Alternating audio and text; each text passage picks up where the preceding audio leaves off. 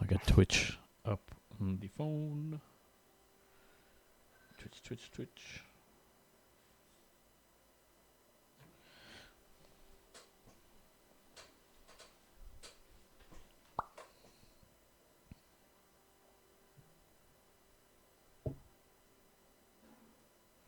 Okay, double jump. Sweet. Oh.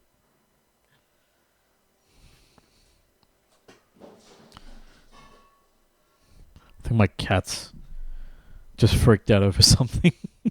Oh. Yeah, we... Oh my god. Are they very active, your cats? They can be.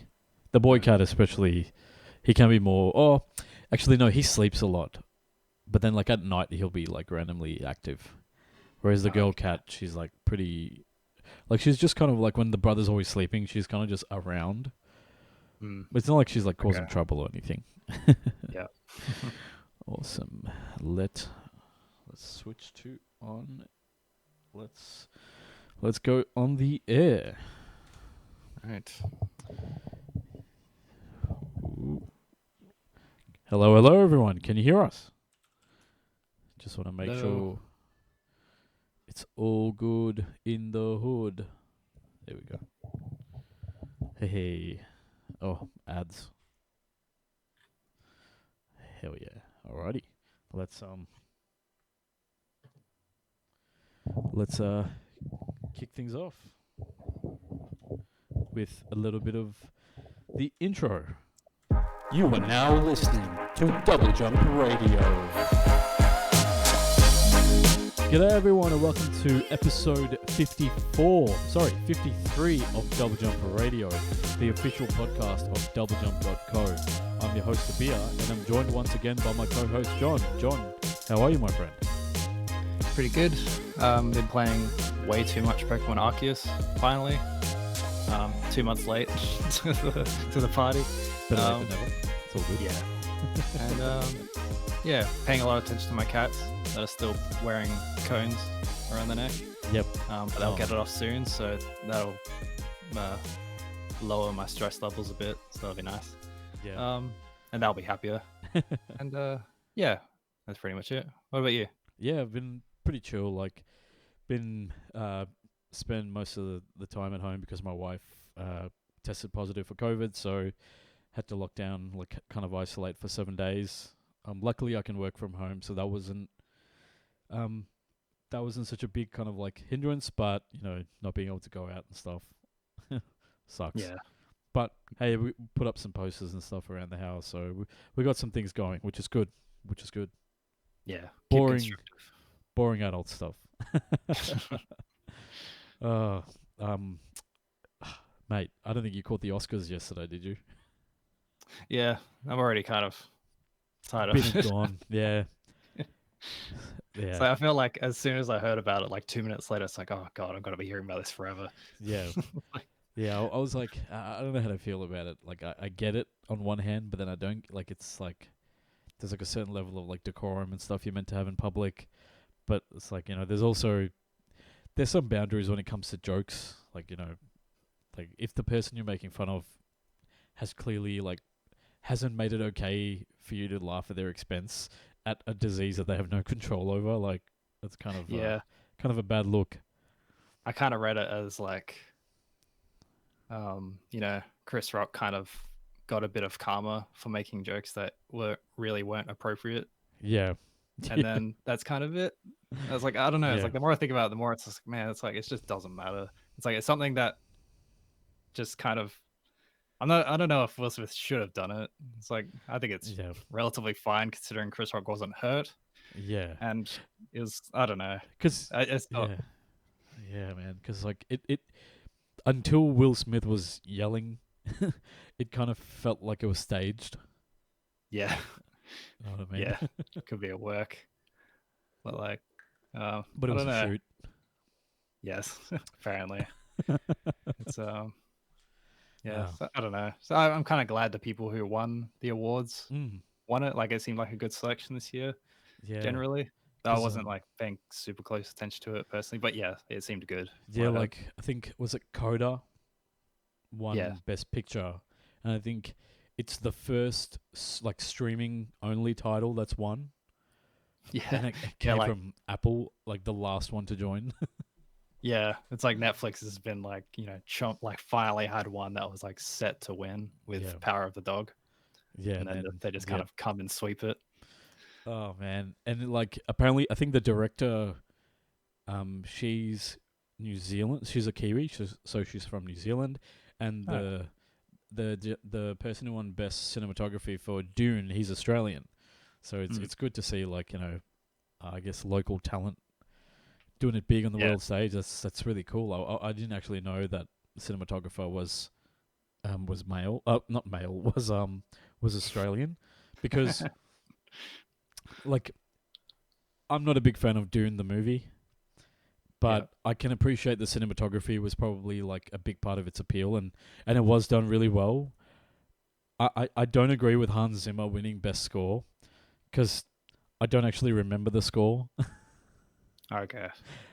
I don't know. I just remember it being a lot of blah and bag. Okay, there were bagpipes. I take that back. I remember there were bad bagpipes. Of all the musical instruments that survived in the future, bagpipes have made it. Yeah, give them the award. They got bagpipes. Like, it's like weirdly pan-European, because like you got like factions representing like the Duke Leto is meant to be like Greek. His wife, Rebecca Ferguson's character, the mum, is meant to be like British. There's like the bagpipes. That's a Scottish thing. Then you got the Harkonnens, which sounds like a Finnish surname, like kind of that Scandinavian, like Icelandic, that part of the world. Right. And it's like, and there's like the warriors who come in. I don't know who they're meant to represent. Like what type of warrior people? Maybe they're like Vikings or something. I have no idea. Like or like Roman legions, maybe legionaries, legionnaires, or whatever they're called. And then it was a strange movie, but the score is not what cinematography I totally get, but I don't know. Was there anything else nominated for the score that stood out? Nope, not that. Okay. Let's be honest, we're not the target demographic of the Oscars. Well, it's like what movies were nominated? Because I'd be interested. Yeah. Hang on. Are you looking it up? I don't know. Checking my screen. Let's see. What came out? Yep, Don't Look Up. Encanto. Yep. Power of the Dog. Power of the Dog. I know this is what Google's telling me, so I might be wrong. Parallel Mothers. Oh yeah. Yeah, I don't think that's too bad. I guess I'm actually kind of surprised Power of the Dog didn't win it, considering it got a number of awards, I think. Yeah, but I feel like anything that I don't know. Like Power of the Dog, that's not about dogs, is it? No. Damn it. No, it's not. Here I thought it was. It's a Western drama. Oh, that's the one with Benedict Cumberbatch. Oh, that's the homoerotic movie. Gotcha.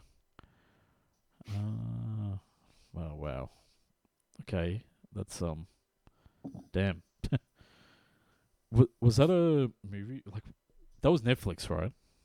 Yeah, that was like the one set to sweep Best Picture. So the idea that Apple kind of like got in with this like dark horse and won it anyway. Yeah, but it's kind of cool. Like, I think the Best Actor winner he's deaf, I believe. Isn't Best Actor Will Smith? Oh no, Best Supporting Actor, I think it was. Okay. Yeah. I don't know who won Best Actress, but I know the Best Supporting Actress was Anita Debois from West Side Story, which totally understand that one. Like, she did a really, really fantastic job playing the is it Rita? I forget. Is it this the friend to Maria? I don't know. Like, it's I don't even know who the Best Actress was, but we'll.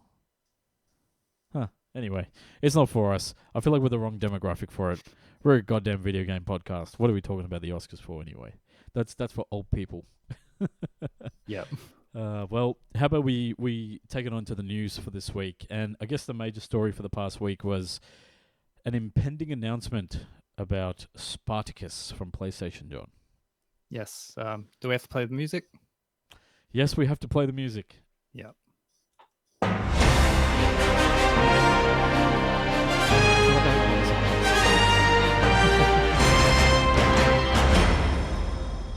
Yes, John. So the leading story for this past week is the impending announcement of Spartacus, the rumored PlayStation equivalent of Game Pass. Tell us a bit more about, I guess, what this means and what the report is. Yeah. So a lot of this information, a lot of like details, apparent details about this service kind of came out like a month or two ago. Like, so it's kind of been aware of. Well, I actually didn't know a little bit of it, but a lot of it's like the news of the week is that it's apparently being revealed very soon. And after it's being revealed, it's probably being released, like launched very soon. So the word being used is imminent. So I imagine it's going to happen right after we finish recording this podcast.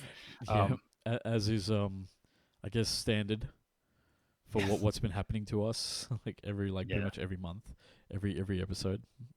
Yeah. So as sort of a recap for those who don't know, Spartacus, which is its code name, I don't think it's going to be called Spartacus.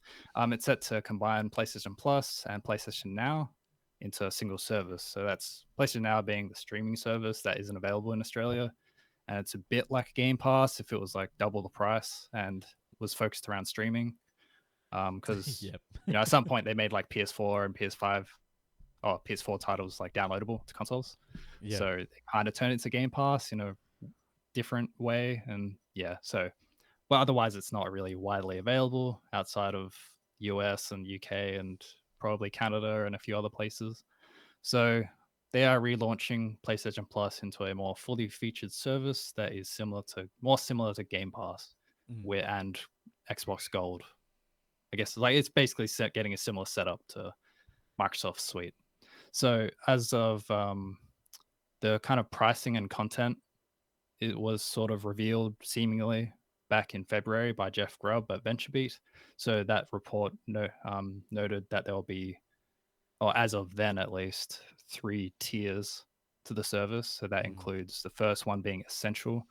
They will run around 10 US. So I think it's about the same price as what it is now. So I'm actually not sure exactly what that equates to here. To what it would, most likely be. I guess like if it was 1-to-1, it'd be probably about $14, but the actual price would probably be like $14.99 or $15.99, knowing how things get translated. Yeah.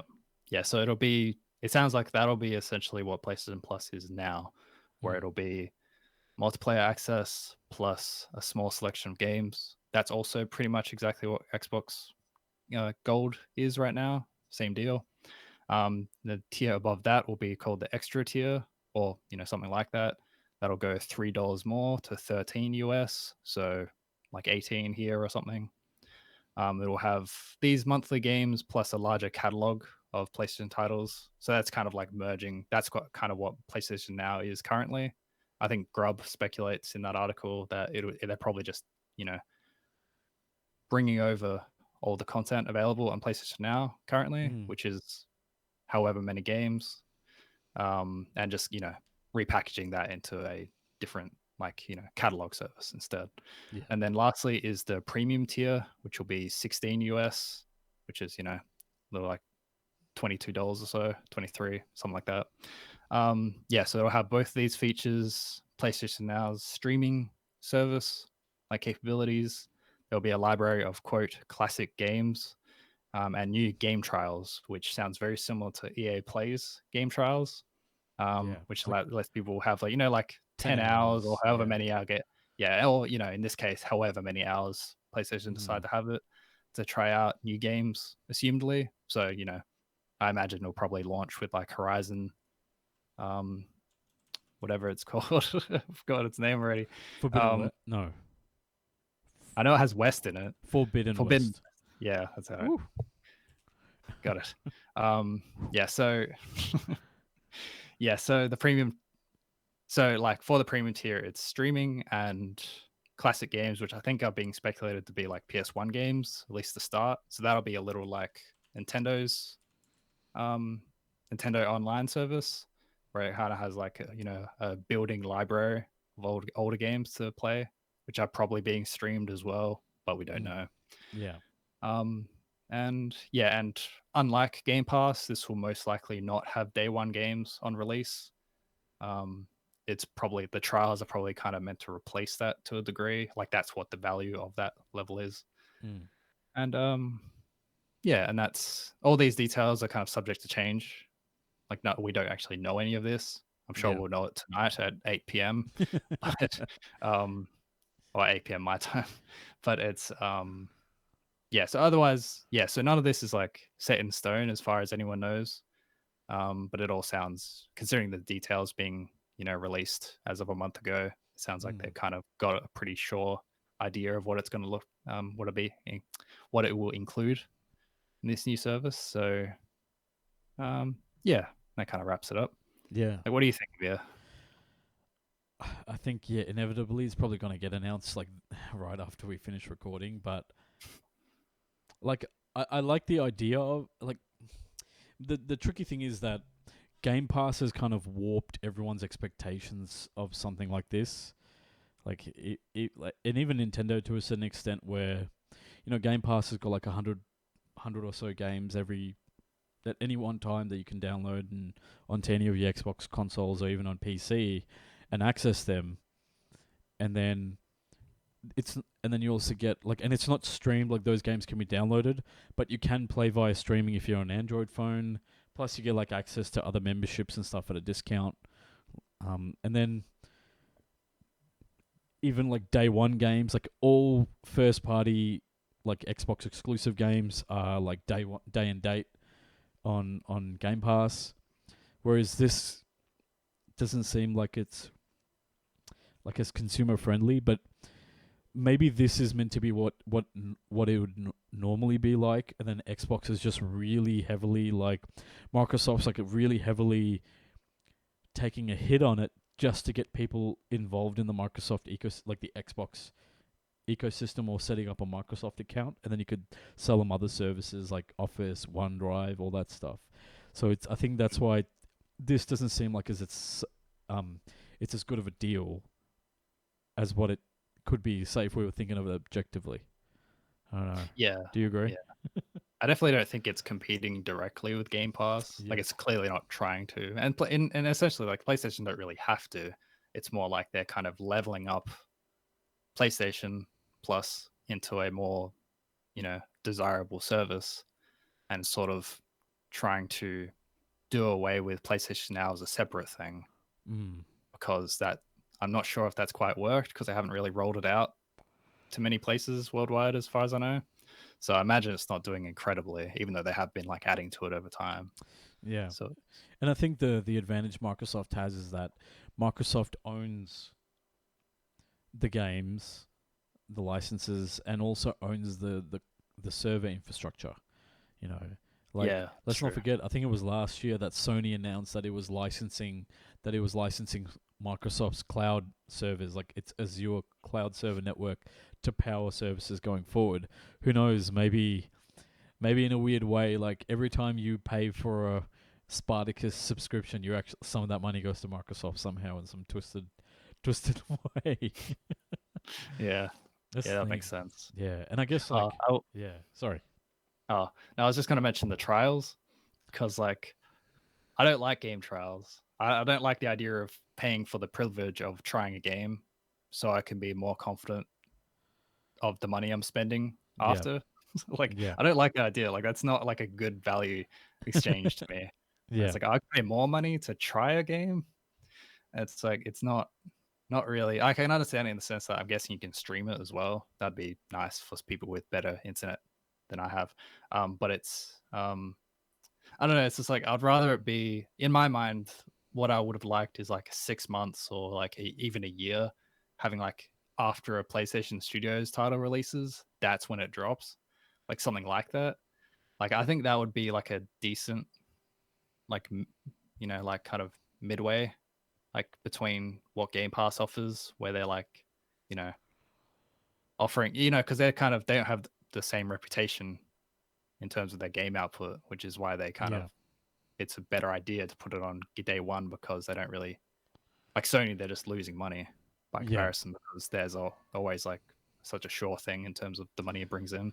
Yeah, like I feel like Sony, like exclusives are like a huge thing for Sony, whereas for Microsoft it's like a nice to have, but Microsoft gets by, like I feel like now Microsoft gets by a lot on Game Pass and like just being there versus Sony, which is just like pretty much all about, these big exclusives.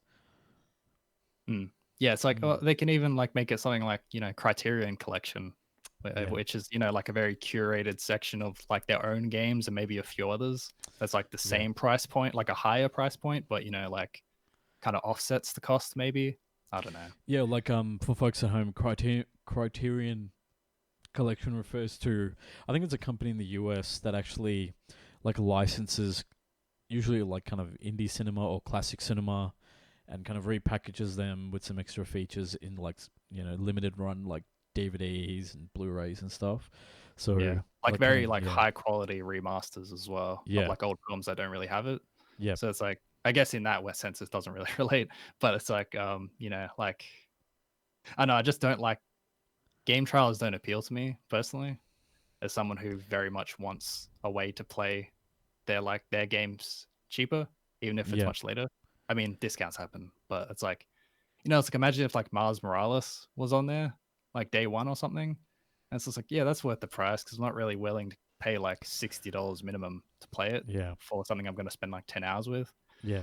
So it's just, like when I was looking up the Cyberpunk, like the CD Projekt Red story, like I had like I had Cyberpunk 2077 like in searched in Google, and then basically saw the ad like Big W and like JB Hi-Fi have the PlayStation 4 version of Cyberpunk, which has the free next gen upgrade for $29.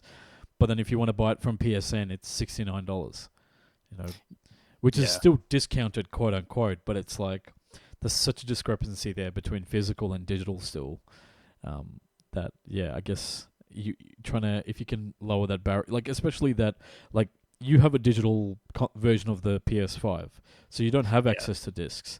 So, and I'm sure there are a lot of people like that, whether they wanted to save some money up front, or or that was the only thing that was available. Let's be honest, that a lot of people are probably in that situation. So, you're like kind of getting that there's such a discrepancy there that like something like the games, you're getting an extra discount, or like, oh, here's 6 months or 12 months after a game is released, it's included as part of your subscription. That would be really cool. Yeah, because I could see them carrying over. Like I just remembered PlayStation Now had a few offers over the years where, like God of War was there like a year after release for like 2 months or something, or like even less. I'm not sure, something like that. Like that would, that would be good too. Like that'd be, I like the idea of like, I'm kind of hoping the selection of games in the extra tier, like the middle one, is good. I'm actually, because I'm not sure what to expect. Like I'm hoping it's actually worth, that money. Because that's what EA does. That would be nice for me. Like EA Play has got the Vault, and like when a game gets added to the Vault, it's like any EA Play member can access it, can download it. So yeah. So that'd be, I don't know. I'm really hoping for enough value from my perspective, and otherwise I'm just kind of curious to see what it actually looks like. Like, are they gonna like, be competing with Game Pass hard, or is it really just gonna be like a pretty mundane boost to PlayStation Plus? Yeah, I guess. You know what? Knowing our luck, we'll find out very soon. Yeah, I bet on the second one, to be honest. But hopes are higher. So, No, fair enough. Well, speaking of subscription services and companies making even more money out of their consumers, Rockstar Games announced its own subscription service, but this time it's only for GTA Online. So GTA Online, earlier this month it came to So GTA 5 as well as GTA Online came to the PS5 and the Xbox Series consoles earlier this month. And just this past week, Rockstar Games announced GTA Plus, which launches, I guess by the time this goes up, it should be live.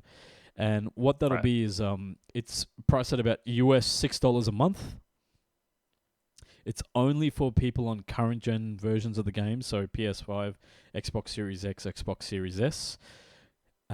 Basically, you pay a subscription, you get some regular perks every month. First off, you get $500,000 in in-game cash.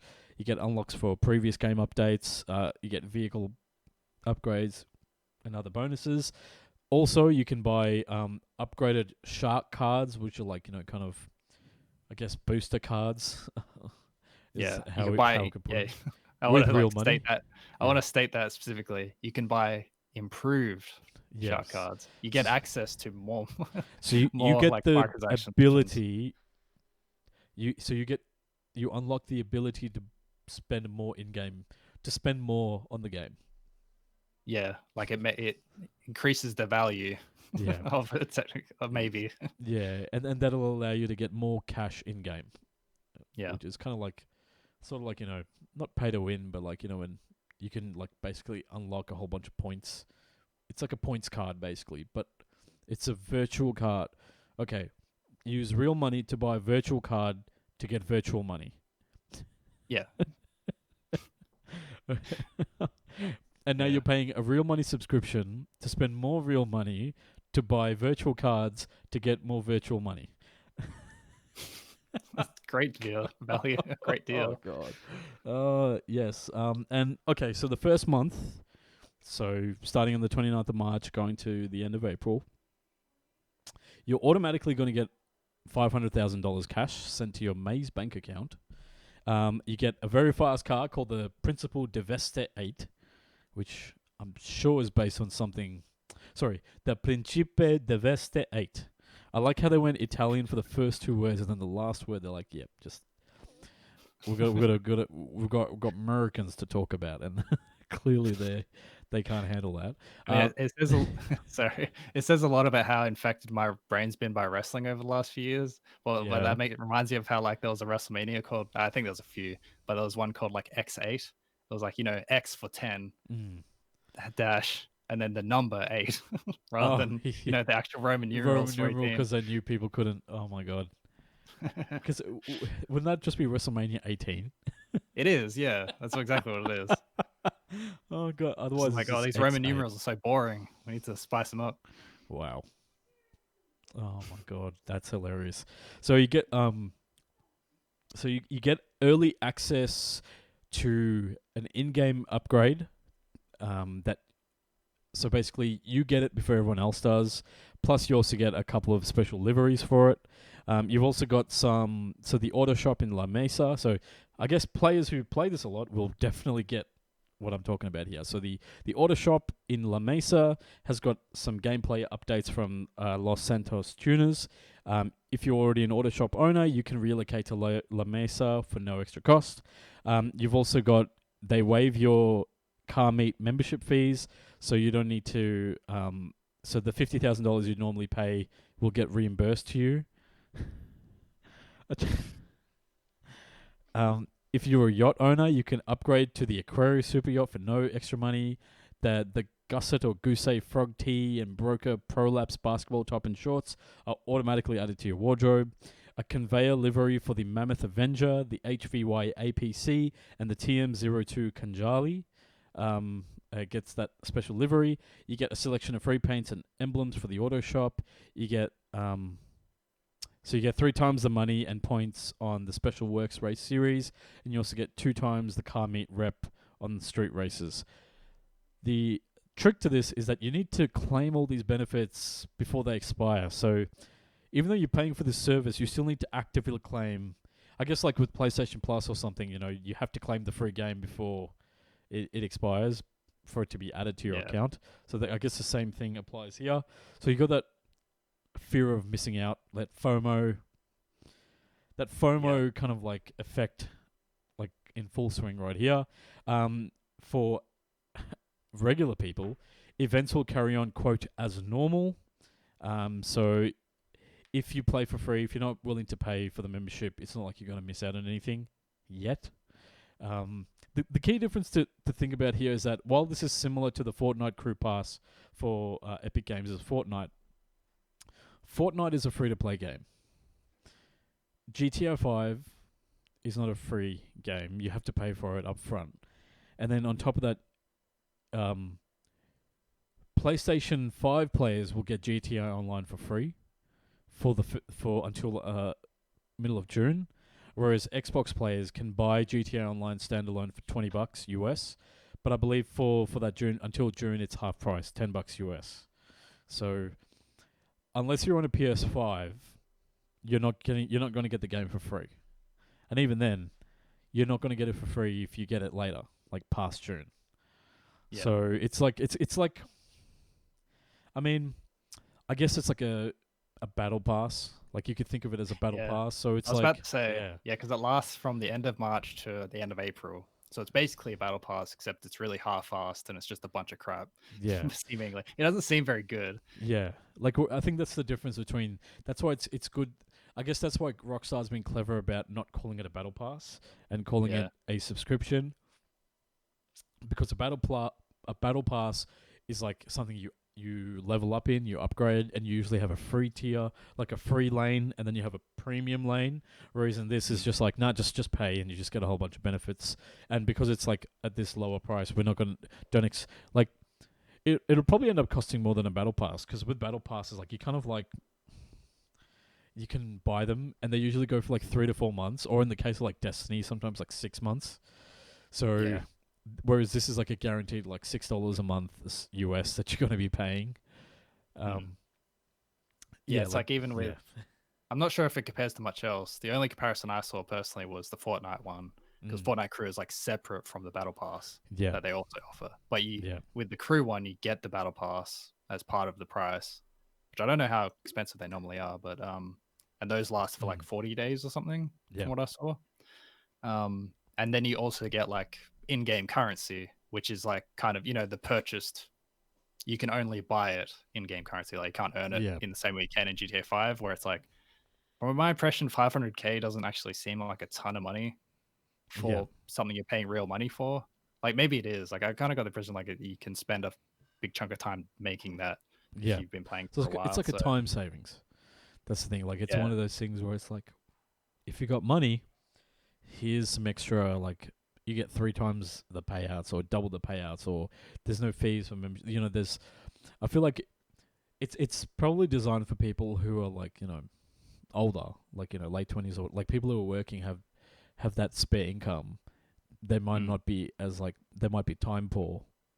And they just don't play much else. I know those people exist too. That's true. There are people who just like kind of this is their game. Like FIFA is their game, or Destiny, or Apex, whatever. So I guess like, you know what? Like I'm gonna read out. Hello, Scavenger. Thank you for joining us again. Always great to have you here. And Scavenger says, I dislike very much what games have become with all the microtransactions. Not the end of it today. Oh yeah. Don't expect it to go anywhere. But yeah, John, I guess where we can go is back to the land of lawsuits and Activision Blizzard's back in the corner this time. John, tell us what's happening this week. Yes, more upsetting news with Activision Blizzard as part of their ongoing suite of legal trouble. This new one was a lawsuit filed on March 23rd. It was on behalf of a plaintiff only named Jane Doe, anonymous.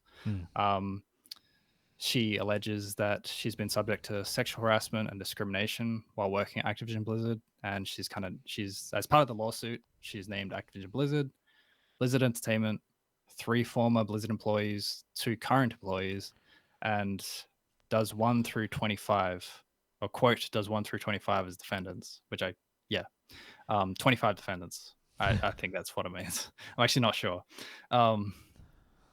So it's kind of run of the mill in terms of what we've heard from Activision Blizzard, but I felt it was worth going over again as well, I suppose. Yeah, so most of the allegations, a lot of them involve a former Blizzard staffer named Mark Skorupa.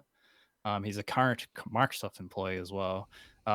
He made sexual comments. Yeah, I thought that was kind of God. rich, wasn't it? Yeah.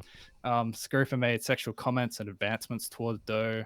So stuff like putting his hand on Doe's lap during lunch on her first day, giving like long, uncomfortable hugs, like unwelcomed hugs, and just kind of the exact kind of stuff that should not be in a workplace and should be able to be squashed relatively easily. It's it's like stereotypical, like what you think of like a sleazy manager, but it's like happening now. Yes.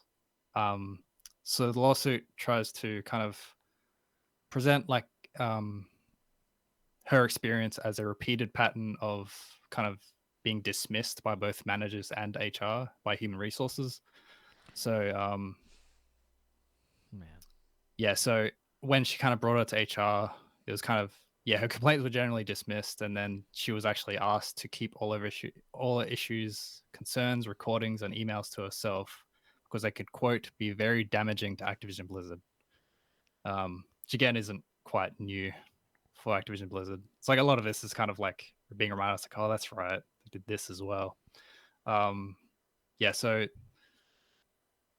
as part of the lawsuit, it kind of also alleges that she was kind of what's the word? Like her as an employee, she was kind of held back. Yeah. And like she wasn't able to gain the position she applied for. And as part of the examples the lawsuit offers, she was actually interviewed for a role. She didn't get it, but she feels was part of this, ongoing discrimination and instead a quote less qualified receptionist got the job, and they were fired after they were, quote, because she was not qualified for the position. So it's I don't know, like so I'm not sure what the term for it is, but it's like it's fair to see that as like direct evidence that she feels in the right, it's part of her allegations. Jane Doe wrote to the former Blizzard president J. Allen Brack, which we haven't heard from in a while, I think. But he exited the company soon after these lawsuits, from what I understand, or from what I remember. I mean, yep.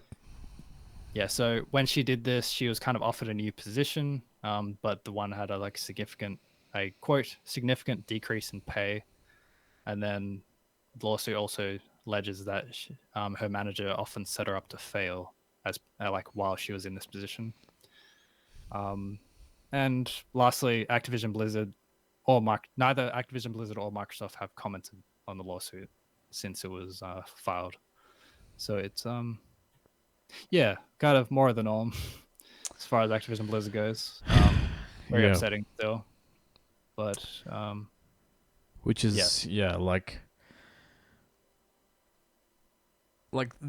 these more like the fact that she's filing a lawsuit on and representing potentially 24 other women, and maybe more, because I think there were 1 to 25.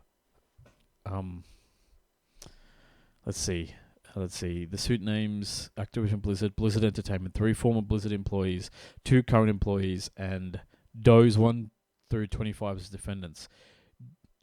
Is it John Doe? That's what it says. Yeah. I did not figure that out. Yeah, so the way it makes these Does, I guess, could be John Does. I think John Does and Jane Does. So right. Men and women who so it's that's 30 people there. Yeah, 3 to 25 plus 1. Yeah, so there's 30 people plus both companies plus Activision Blizzard and Blizzard as defendants. That means that this is a lot of people. It's not just 1 or 2 people, actually listing multiple people as pointing towards a systemic problem. It's I'm just I'm just thinking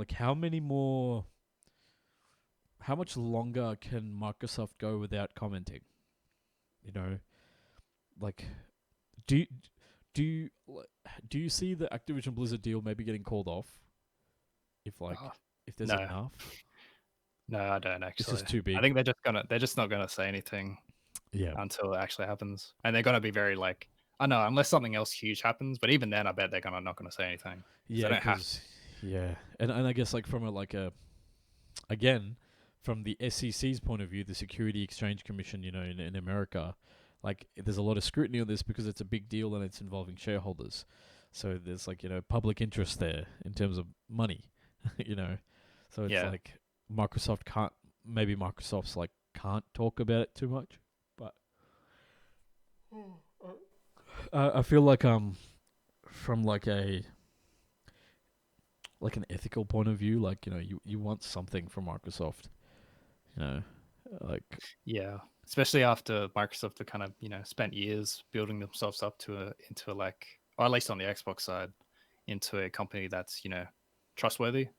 yeah, Especially in like contrast to all these other game companies that just continue to have all these exposés. I don't think Microsoft had much so far, no, unless I'm missing, remembering some. no. Not It remembering. wasn't. It was like nothing at Microsoft was as big as what we've seen coming out of Ubisoft, Activision Blizzard, Quantic Dream, even like Team 17 and stuff. Like it's and a or lot even of the Sony with like yes, last week we well. had last week we had the like a lot of those like there's 8 women stepping forward after Sony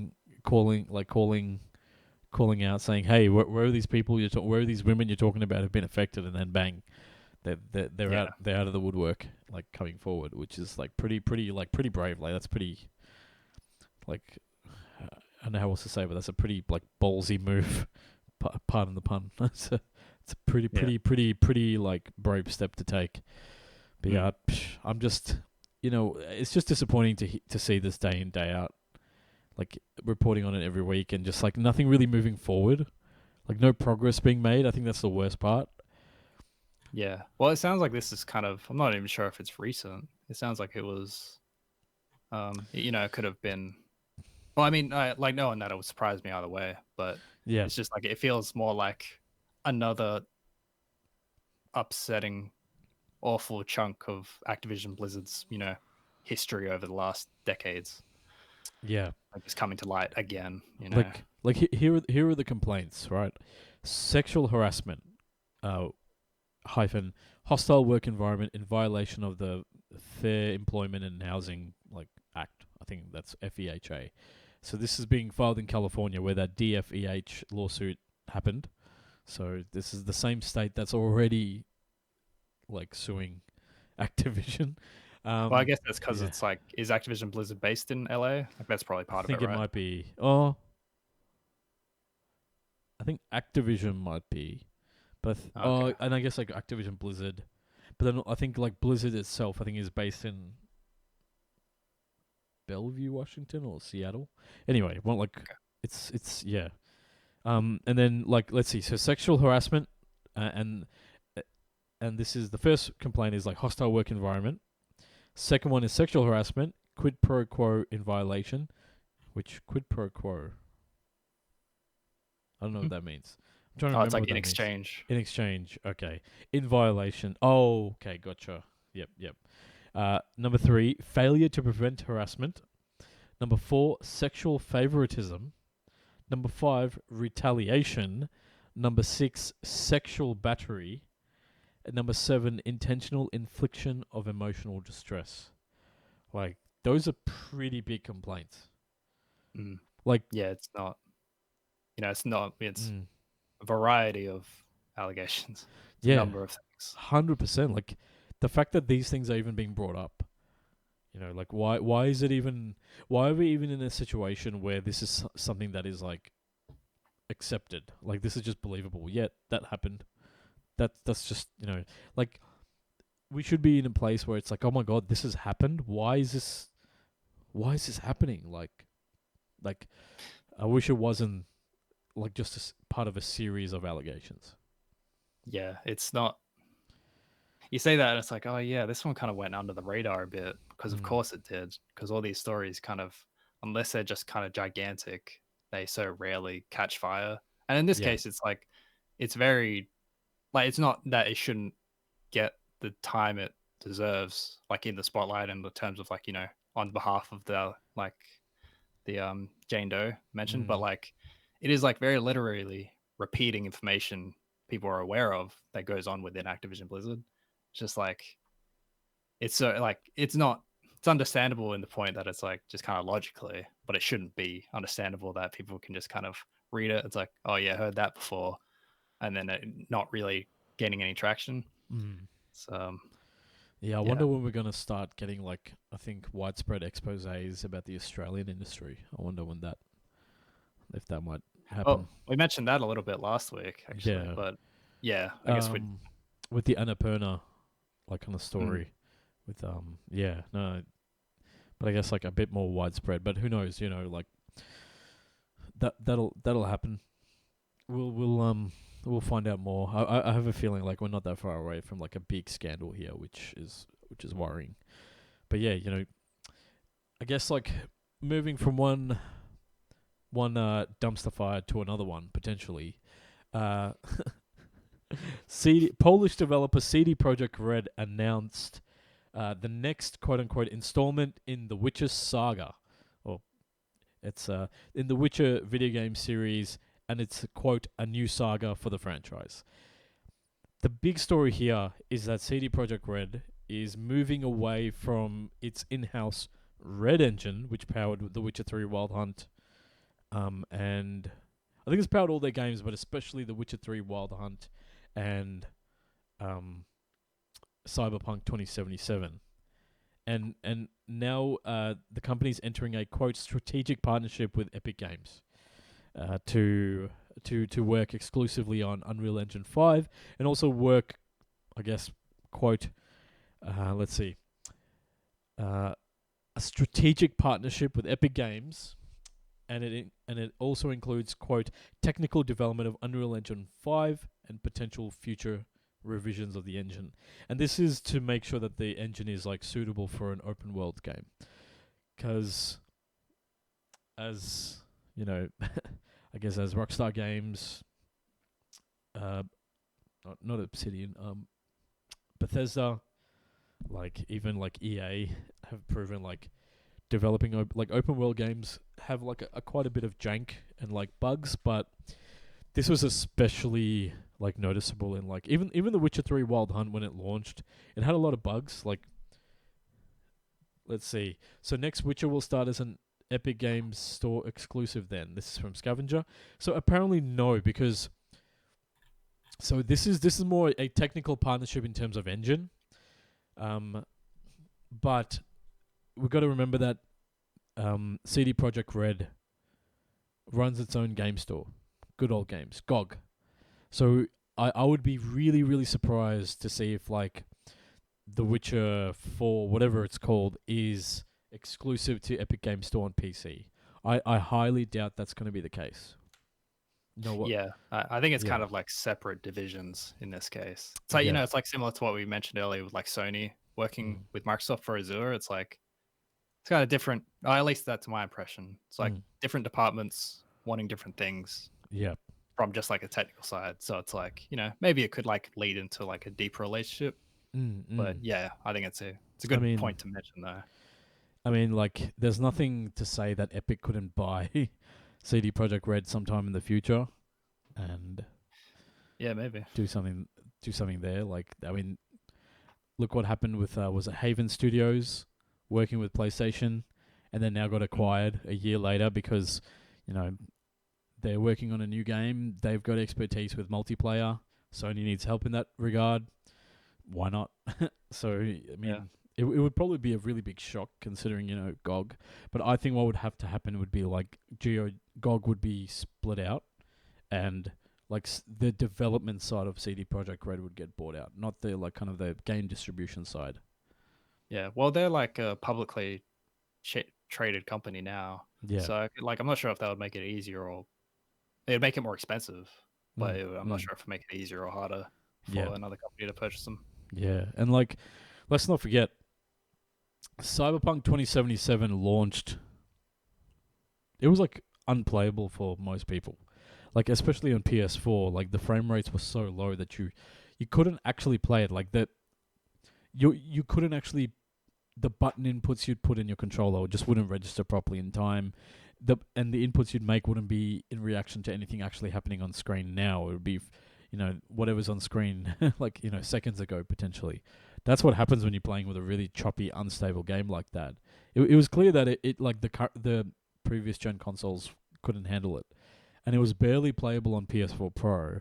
So Sony, like, let's not forget, Sony pulled the game off its store shelves and all physical release until June last year. June last year. So for like 6 to 7 months, Cyberpunk 2077 was not available on one of the key consoles families. Like, that's pretty fucked up. Yeah, so when you think about it, this makes a lot of smart sense. Yeah. Don't keep using your broken engine. And I mean, I don't know, we'll see. Like, I think there was some mention recently about how they don't want to crunch anymore after how horrific it went with Cyberpunk. So curious if they actually hold to that. I bet they don't. But I'm just like, it makes sense. Like, let the engine people focus on the engine. That's they've proven themselves like doing really well with that. Like, Unreal Engine's used, like Disney uses it for like The Mandalorian and things like that. Like, the engine has gotten to a point where it's like Hollywood is using it for its like CGI and things like that. So like, Epic Games has got the money and the capital to kind of keep developing Unreal Engine and the tooling for it. So I guess it makes sense from a CD Projekt Red point of view. It's like, maybe it's just better if we take the hit up front, like from a licensing point of view. Like, we have to pay for it. But I'm sure when you're a company as big as CD Projekt Red, I'm sure like Epic Games is like, I'm sure Epic Games is going to work out a special deal with you. Like, come on. Like, an Unreal Engine logo on the front of a CD Projekt Red, or like an Epic Games logo in front of that is like a big get. It would have been bigger news probably before Cyberpunk, or like, or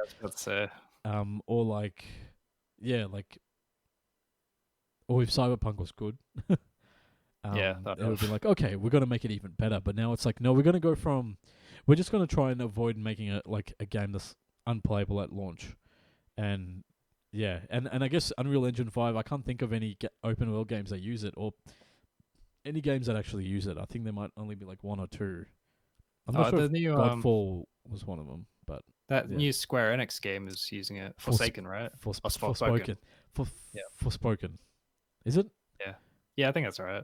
Unreal Engine 5, yeah. Because it's not Pretty like sure. it's yeah. Oh my god, I'm just trying to think. Yeah, I think it is. Let me double check that. Forspoken, Unreal Engine 5. So there was that Matrix. Oh yeah, that's there was right. that Matrix Awakens demo. I'm just trying to think. Maybe it is further along than I realized. Maybe I was misremembering. Let's see. No, because I think that's still using the Luminous engine. Oh, like that's the totally wrong. the Final Fantasy engine. Yeah, like Matrix Awakens, Fortnite. It's going to switch to Unreal Engine 5 in the future. Redfall, the one from Arcane Studios. That one, there was like that kind of like Left 4 Dead style game with the vampires. Dreamhouse, the game. Okay, house construction simulator. Makes sense. There's a game called Ill from Team Clout, which I've never heard of. Echoes of the End from Mirakuru Games, never heard of. Black Myth Wukong. Yeah, okay. These are now just games Black Myth is like a Chinese. Yes, I was going to say. Like developed game, yeah. Yeah. Arcade 2. It's an MMORPG. Wow. Okay. Arcade is one of the largest MMORPGs ever made. Hey. Yes. Senua's Saga, Hellblade 2. Gotcha. Yep. Dragon Quest 12, like the remake. Stalker 2. Okay, so there are like some games coming out, but nothing like really, really soon. And Arc 2. It's getting added to the back of a long line of future games. Yep. Arc 2. Oh, Vin Diesel's Arc 2, as we shall henceforth call it. And the upcoming Witcher game. So like I'm just like this is good news. I hope that this means a better experience for players, because that's what really, really matters in the end. Scavenger adds, if Epic thinks they can make $2 by spending $1 to make it exclusive for a few months, they'd splash the cash. Whether CD Projekt Red are desperate enough to feel the need to take it is another story. Yeah, that's true. Like, I guess if it's not an out-and-out exclusive, it only needs to be exclusive for like 6 months or whatever. And then, like, you know, the Game of the Year edition comes out and it's on Steam and Origin, whatever it's out on. Like, yeah, it's like I could. I know. I suppose I could see it. I don't know. Not really. I think it's like a very far out. Like by the time we hear about the new Witcher again, it's probably like the Epic Game Store might be gone. Like probably not, but it's like it's gonna be a while. Yeah. Next thing you know, we'll be like talking about Epic Games subscription service. Yeah, because I think GOG's really slowed down as well. I think last time there was a story about it. It's like it really doesn't make money. It was like the main. It always came across as like a passion project. Like, it's sort of like the Criterion Collection thing in a way, where it's like GOG does a good job of trying to get old games to run on new systems and get the right licensing, make sure the developers are paid and things like that. But you know, like that's why I think the likelihood of, like, if say Epic Games buys CD Projekt Red, I can see the GOG team being folded out, like it being separated out into its own company just to make that deal happen. Because like I think that would like put the final nail in the coffin for GOG. If like, it's like it's like, imagine like you had like an independent music store and then like some big chain bought it out. You'd be like, like, isn't that just what happened? I mean, I guess that's true. Epic and then everyone forgets about everyone forgets about stores anyway. But anyway, let's move on to the next story, which is like this is like another shitstorm, but this is one that's like happening right now, and that's to do with Gran Turismo 7 and Polyphony Digital. John, Scavenger, I think you might appreciate this as well because you are also a racing fan, but I believe you're Team Xbox. This is a dumpster fire over at PlayStation. John, tell us what's going on. Yeah, it's really dumb. I think I'll start with. So I'll kind of explain it in two parts because it's been like a little bit of a saga since release. So like on March 4, when the game actually released, when players like actually got access to it, and this was like after reviewers. So like reviewers didn't have access to like the store of GTA Sport, like GTA 7, like in terms of like microtransactions and stuff like that. So when the game launched, players found like major increases to car prices and microtransactions compared to what they were in Gran Turismo Sport, which is the PS4 entry released last. As like background, Sport let players buy individual cars as microtransactions. Like I think on top of what you could buy in game, but I'm not sure about that. So each car costs between $1.50 and $7.50 about in Australian dollars. So, for example, the Porsche 919 Hybrid 16. This is all from Verge and Video Game Chronicle, by the way. So the Hybrid 16 cost $4.55 in Gran Turismo Sport, just to kind of set a baseline. So in GT 7, you can buy chunks of like, amounts of credits in game, just like GTA. So you get $100,000 credits for 375 Australian, then it goes 250 for 755, 750,000 for $15, and then 2 million for $30. So again, to compare that price, you can get like individual cars for like $1.50 and $7.50 in Sport. So that's just in contrast. So that same car that you could buy for like $5 in Sport, it costs 3 million credits in GT7, which means you have to spend about $60 if you want all the money you need to get it. Or around there, like let's say, so at least like 50, or I like guess. hours and hours of winning races to get enough credits. So it's incredibly expensive to the point that if you want it the hard way, it would take hours of gameplay, which the point is it's much, much worse than Sport, and it was a very deliberate change to what players kind of wanted and expected. So, for example, like I'm not sure if it's been confirmed yet, but in the state of play before the game launched, there was a car that was 20 million credits to get it. I'm not sure if that's still the case. It might not be. But if it still is, that costs around $400 if you want to buy it outright. And also, that's another point, is that these legendary cars that are incredibly expensive also rotate out of the store. So there's kind of another like fear of missing out element there as well. Like, so it's like, oh, you have to spend $300 right now, otherwise I'm not going to get that car in a few weeks or so, or however long. And lastly, players can't sell their cars to earn credits, like in previous games in the series. So the only way you can really get money is by like really grinding it out. Like, you can play naturally and earn that stuff, the way you normally do, but it's like so slow that it really doesn't encourage players to do it that way. Yeah. Um, and this is like off the back of what, a 30-hour outage caused by the 1.07 update that went up last week. No, I'm getting to that. Oh, okay. Yeah, I was going to say that. This is just at launch. This is what people figured out right as it came out. Yeah. So 2 weeks later, there was a new patch, version 1.07. That this patch, all it really did was target a number of events that players kind of figured out earned them the most money over time. They kind of targeted these ones and reduced how much they pay out each, except for a couple where they kind of increased them a lot. But it's all kind of the same level at the end of it. So aside from, so most were slashed significantly. Players were very naturally upset about it. And then around pretty much the same time, because there was a 2-hour maintenance period that was it was happening because of the new patch being launched. This 2 hours ended up stretching out into more than 30 hours to like a full-blown outage that lasted more than a day.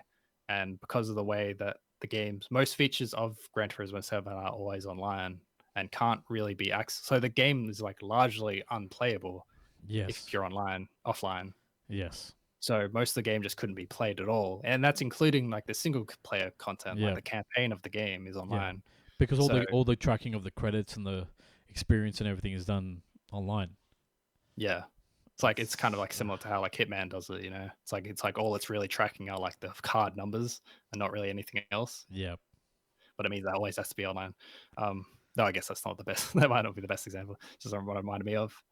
And then a day after that, GT7 became Sony's lowest user score ever on Metacritic. So it dropped to 2.5. Oh. Yeah. And then as of like when we're talking now, it's 2.4. So it's still steadily dropping, apparently. Good on players for doing that. And then a few days later, on March 22nd, it was reported that players had figured out how to set up scripts, I love this programming to grind out credits without playing. So this is, from what's being reported, it means using the remote play feature that lets you play on your phone, or if you got a Vita like I do, play on your Vita PC, or whatever. Yeah. Oh yeah, PC. That's probably how they're actually doing it. Yeah. So essentially, you figure out, okay, there's one race I can do, and like if I just keep doing it on a loop, I'm just going to keep getting credits. And what you do is you figure out, what are the turns, when do I brake, what are the menu options to go straight to the next, like just replay the event. So you just programmed all those button presses in an automated script, and because you're playing, because it's running on the PC through the remote play app, you're running the script, and all the inputs are going to your PS5 or PS4 in the other room. So it's like, so this is how players are getting around. It's like, okay, you're gonna make this a grind. Well, then I'm gonna automate that grind through the tools I already have. So by doing exactly what Abir said, which I actually didn't realize the full extent of that. That's it's actually crazy, man. It's crazy. So it's the ingenious level of that. Yeah, and how much they really don't want to play for this, like for this amount of, what they're getting out of it. So they might as well. Like if like Twitch plays Pokemon was like a fun experiment, like this is actually players trying to get control back. This is a different way of doing it. Yeah. So as it was reported, I think it's just on Reddit or something. Apparently this generates 15 million a day in credits. So kind of to go back to those prices, it costs $2 million for $30. So yeah, so it's a lot like crypto, except it's better because it's not crypto, but it sounds more useful. So it's like an NFT that has value that actually will help you today, not it's a promise someday. Yeah, it's like it's like unlike NFTs, which are like innately useless. It has actual usefulness. like I mean, let's be honest. Like this, it's not like this. Like I'm not gonna say games aren't useless in it. Like it's not changing the world, but at least you're getting some enjoyment, or you're getting some. You can actually buy something with it. Yeah, that's what I mean. It's like that's what it's like. Unlike crypto, which doesn't really help the planet in any way, it really only hurts it. At least this way, it uses energy, which is what it reminded me of crypto. So it's like, but it seems at least people are getting a little more out of it. So while all your mates are crypto mining, you're running automated scripts in Gran Turismo 7. Yeah.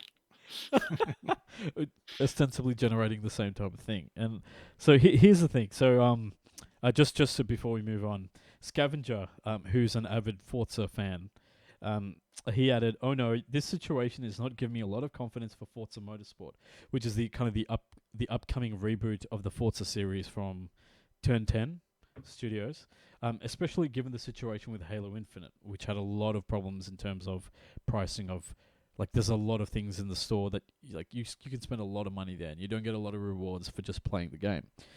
And this is what I mean when I say I dislike very much what microtransactions are doing to games, especially full-priced games.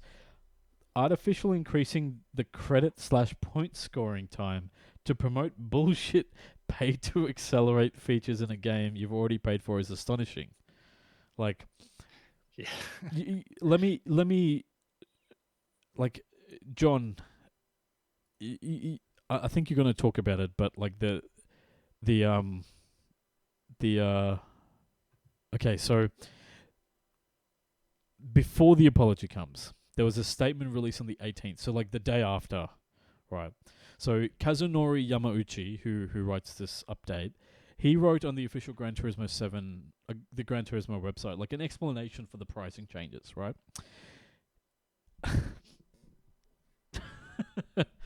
In Gran Turismo 7, I would like to have users enjoy lots of cars and races even without microtransactions. At the same time, the pricing of cars is an important element that conveys their value and rarity, so I do think it's important for it to be linked with real-world prices.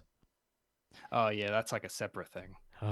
Because like cars can, like, I think like the really expensive ones, they'll kind of like adjust their pricing over time, which is apparently accurate to whatever they cost in real life. Yeah. Which, and I will say, I actually don't hate the idea of it. It's a cool idea, like, but as long as you're getting enough money where it's like you're not feeling like you're being drained of all your time. Yeah, so it's like you're getting less payouts per game, per race. The prices are going up across because that effectively increases the prices for all the cars because of the increased investment you need to put in there, right?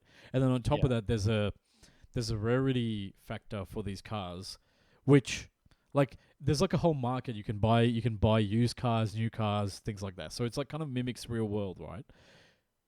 But why? Why does it have to? Like, the whole point, like it's impossible to get a car now anyway because prices are through the roof. Like, why do you have to replicate that in a game?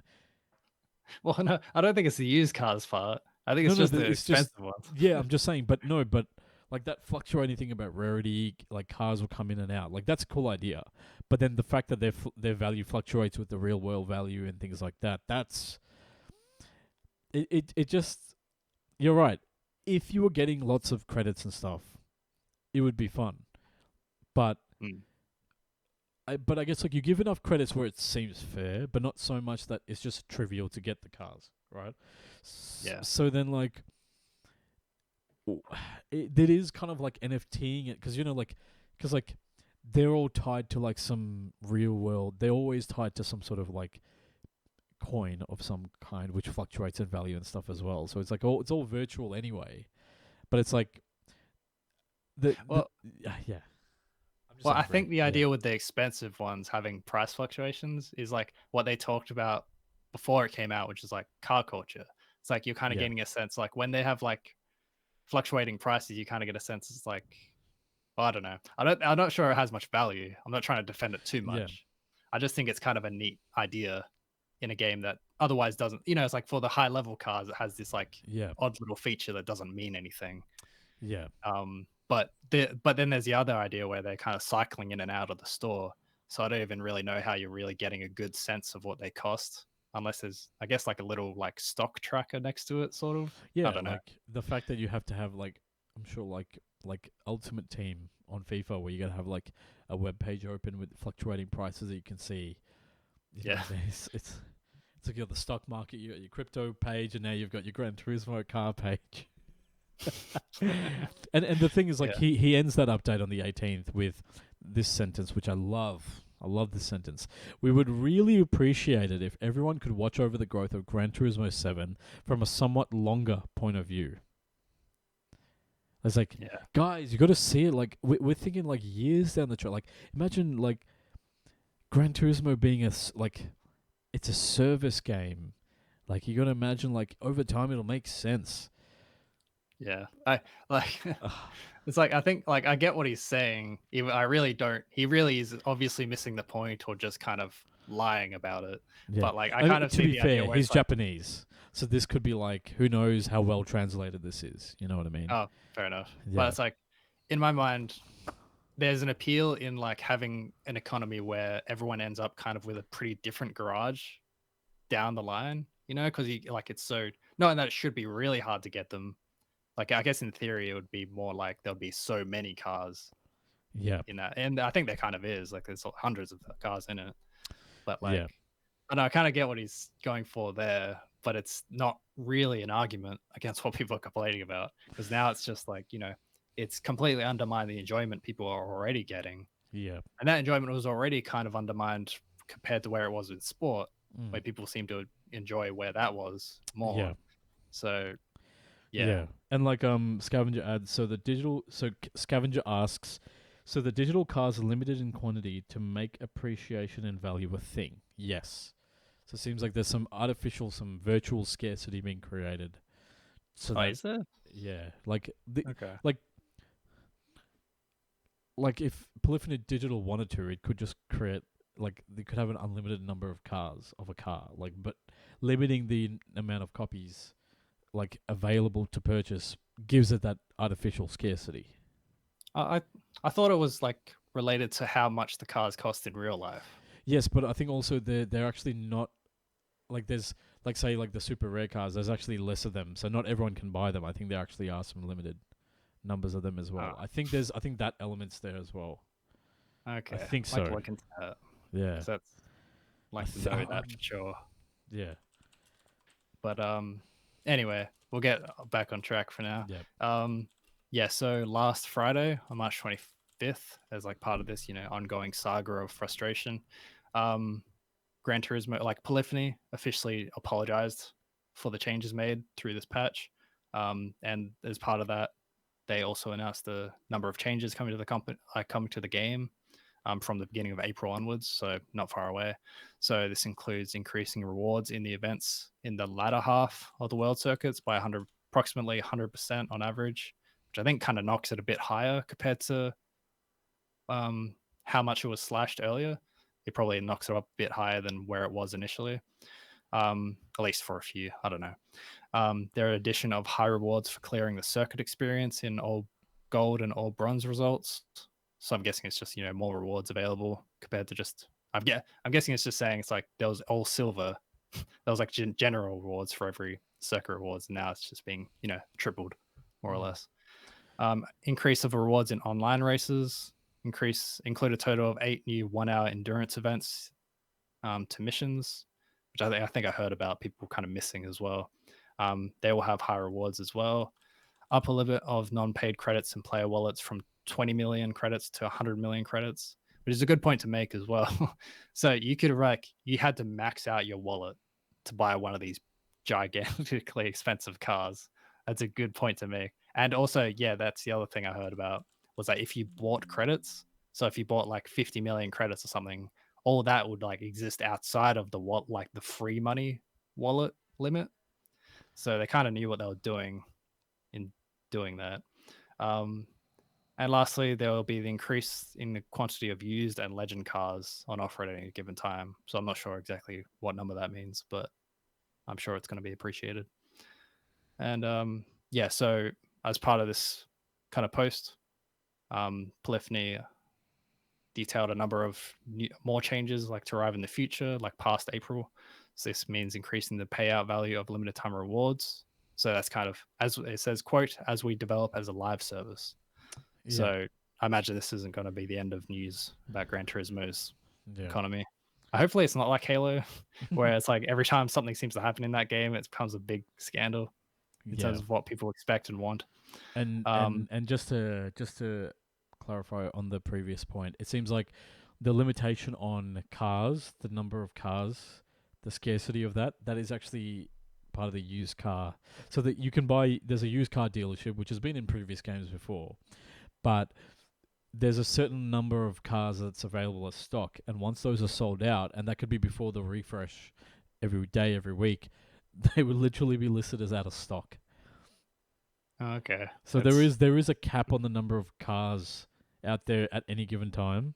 So if you didn't get in there and be one of the how many thousands of players or whatever like quantities you have to wait until it's sold again until you can buy them. And I guess in the future update, players will be able to. Like with Oh, okay. Sorry, but with the used cars, it's like they're just like kind of less expensive, worn down versions of the cars you'd find in the shops, I think. Yeah. Because like you can like buy the exact same car except it'll be worse and cheaper.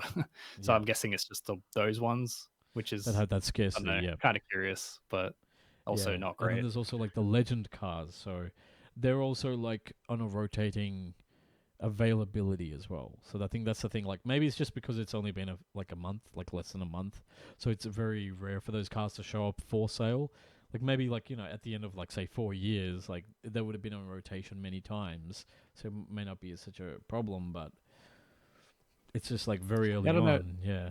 Yeah, it's like talking about it. You say 4 years, it's like, oh man, that really sounds a lot like playing a gacha and having to get like it's a roulette system. It literally is in some cases. Yeah, no, but it's like when you no, like I know that, but it's just like when you put it like into those words, it's like, oh yeah, it's gonna feel like playing a gacha, where like you had to play like, you know, you had to make sure you had enough money at this time period to get what you want, like get this expensive thing. Just to finish off as well.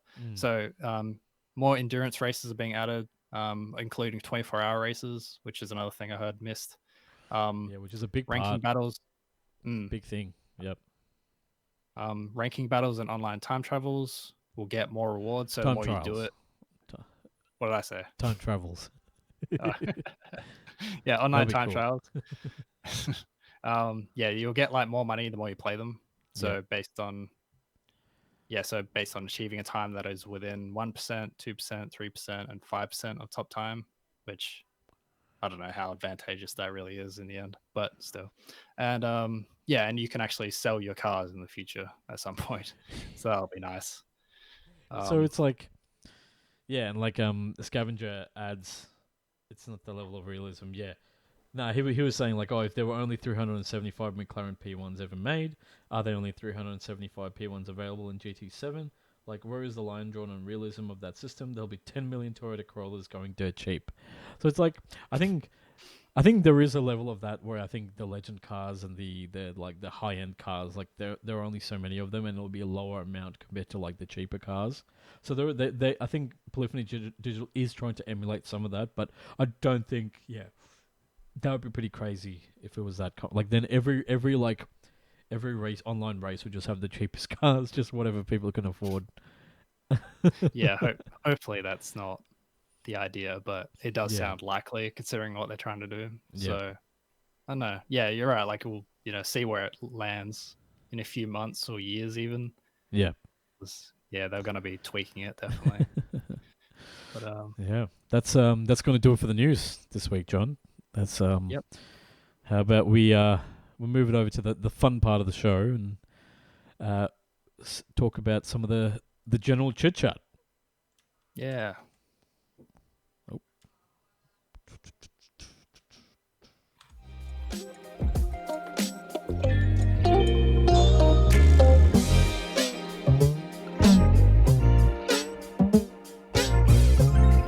John, it's time for wrestling talk.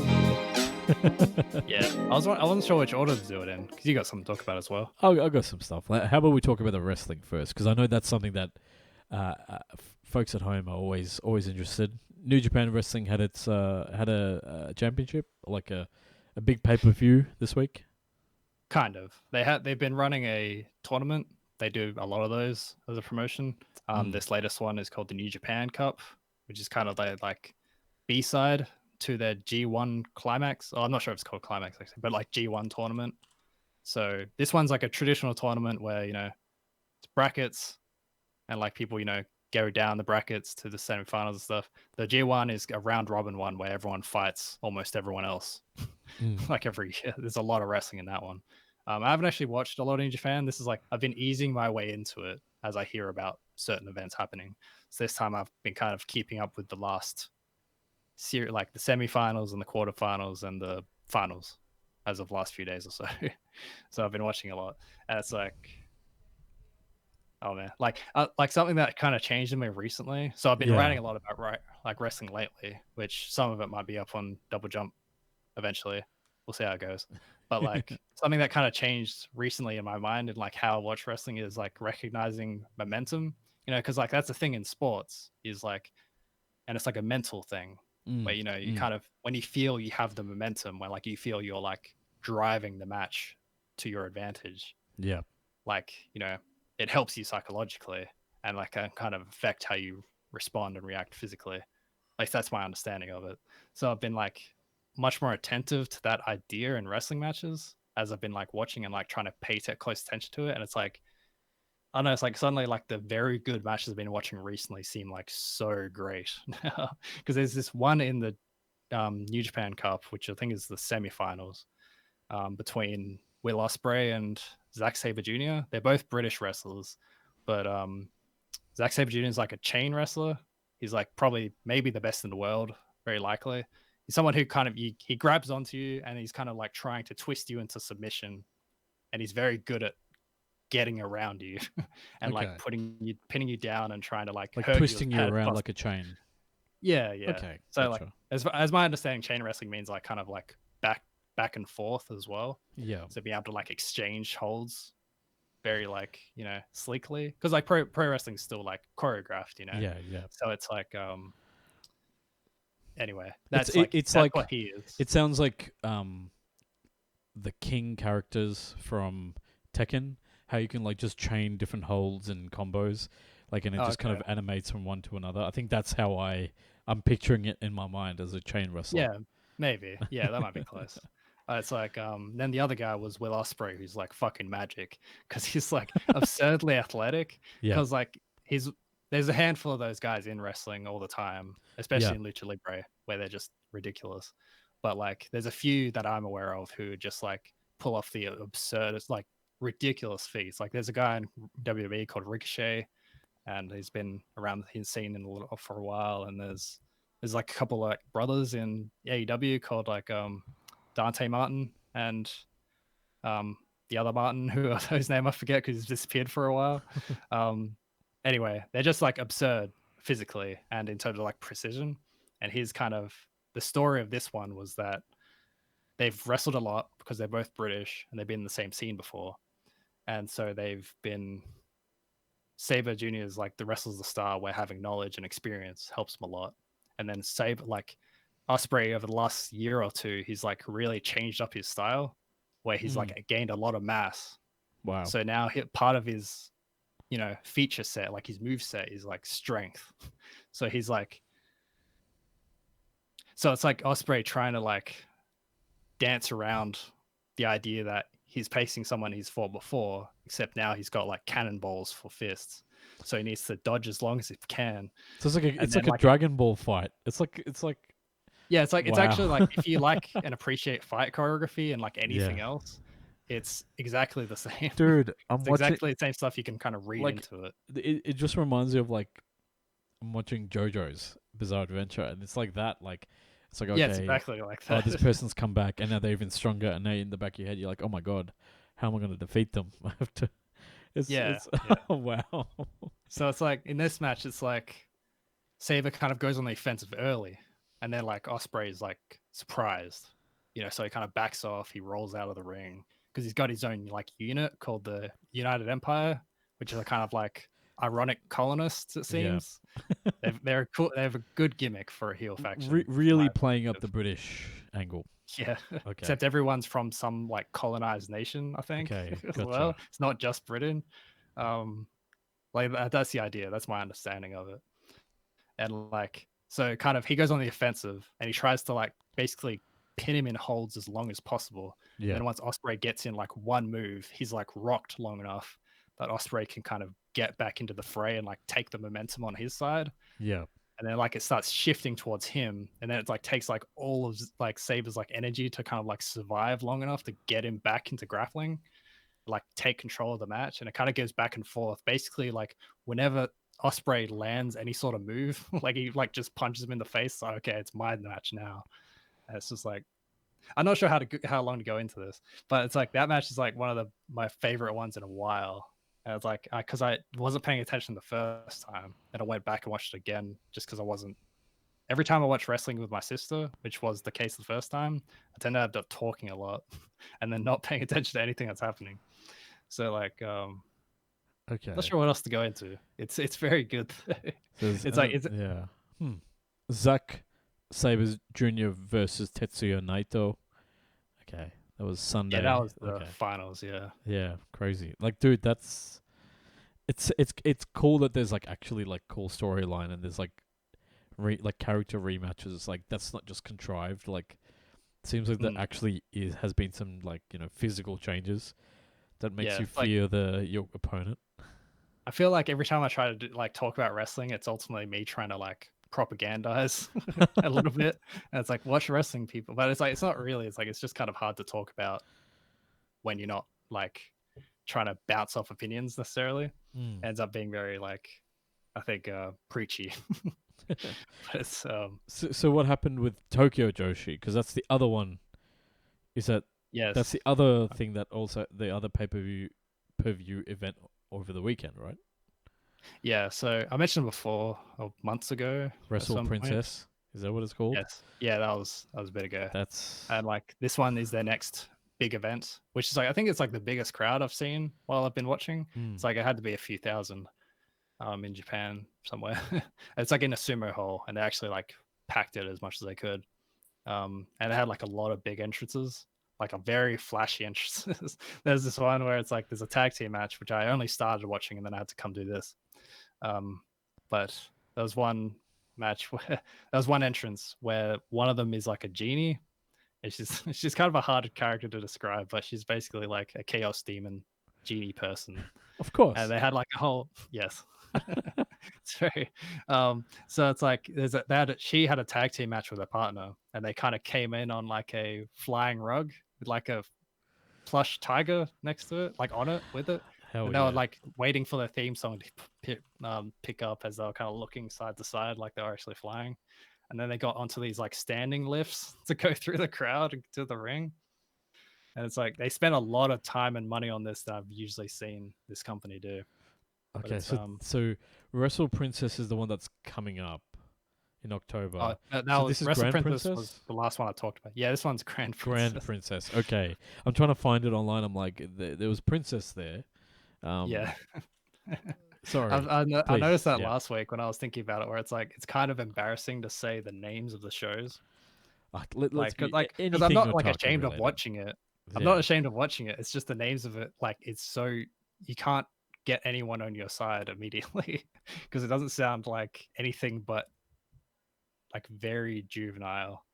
And it's like it's not childish, but it is very good. Yeah. It's like it's hard to explain to like let's say you had a girlfriend a girl you just met come over and she saw you with like posters of this or like this on the background of the TV, you'd have to explain yourself. You'd feel compelled to explain yourself. I did. Yes, like a little, definitely a little bit. Like I'm really not like.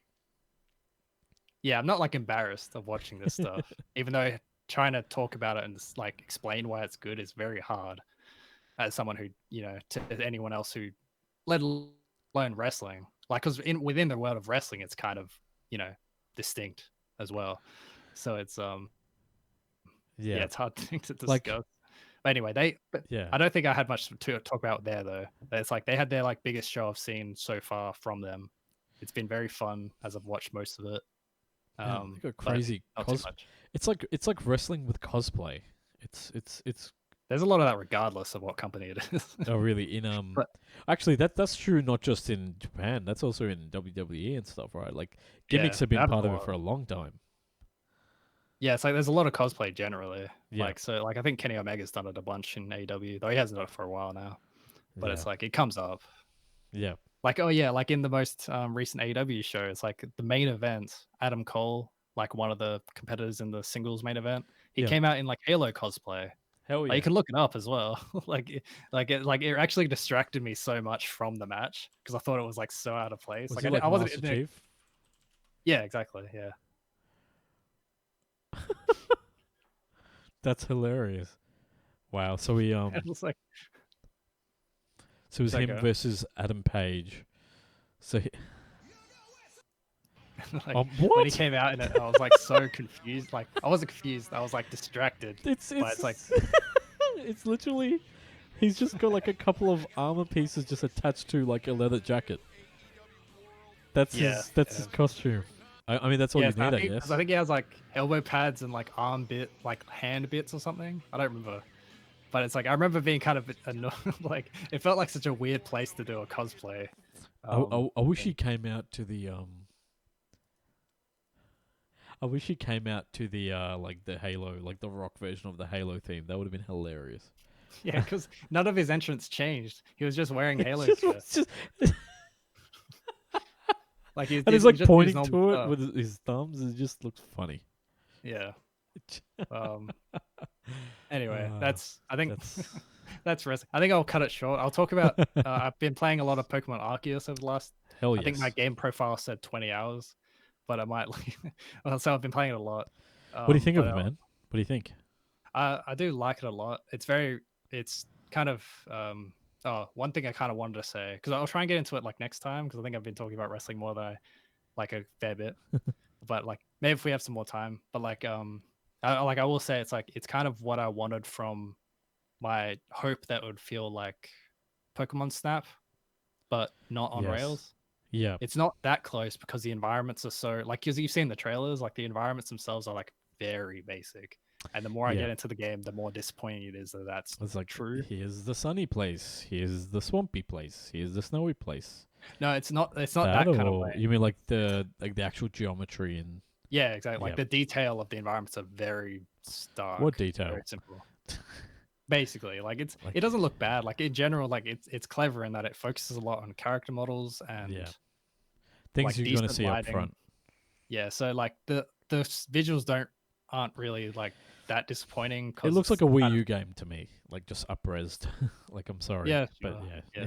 I'm not saying it looks amazing, but I'm saying it's like when you play it, it's not really that.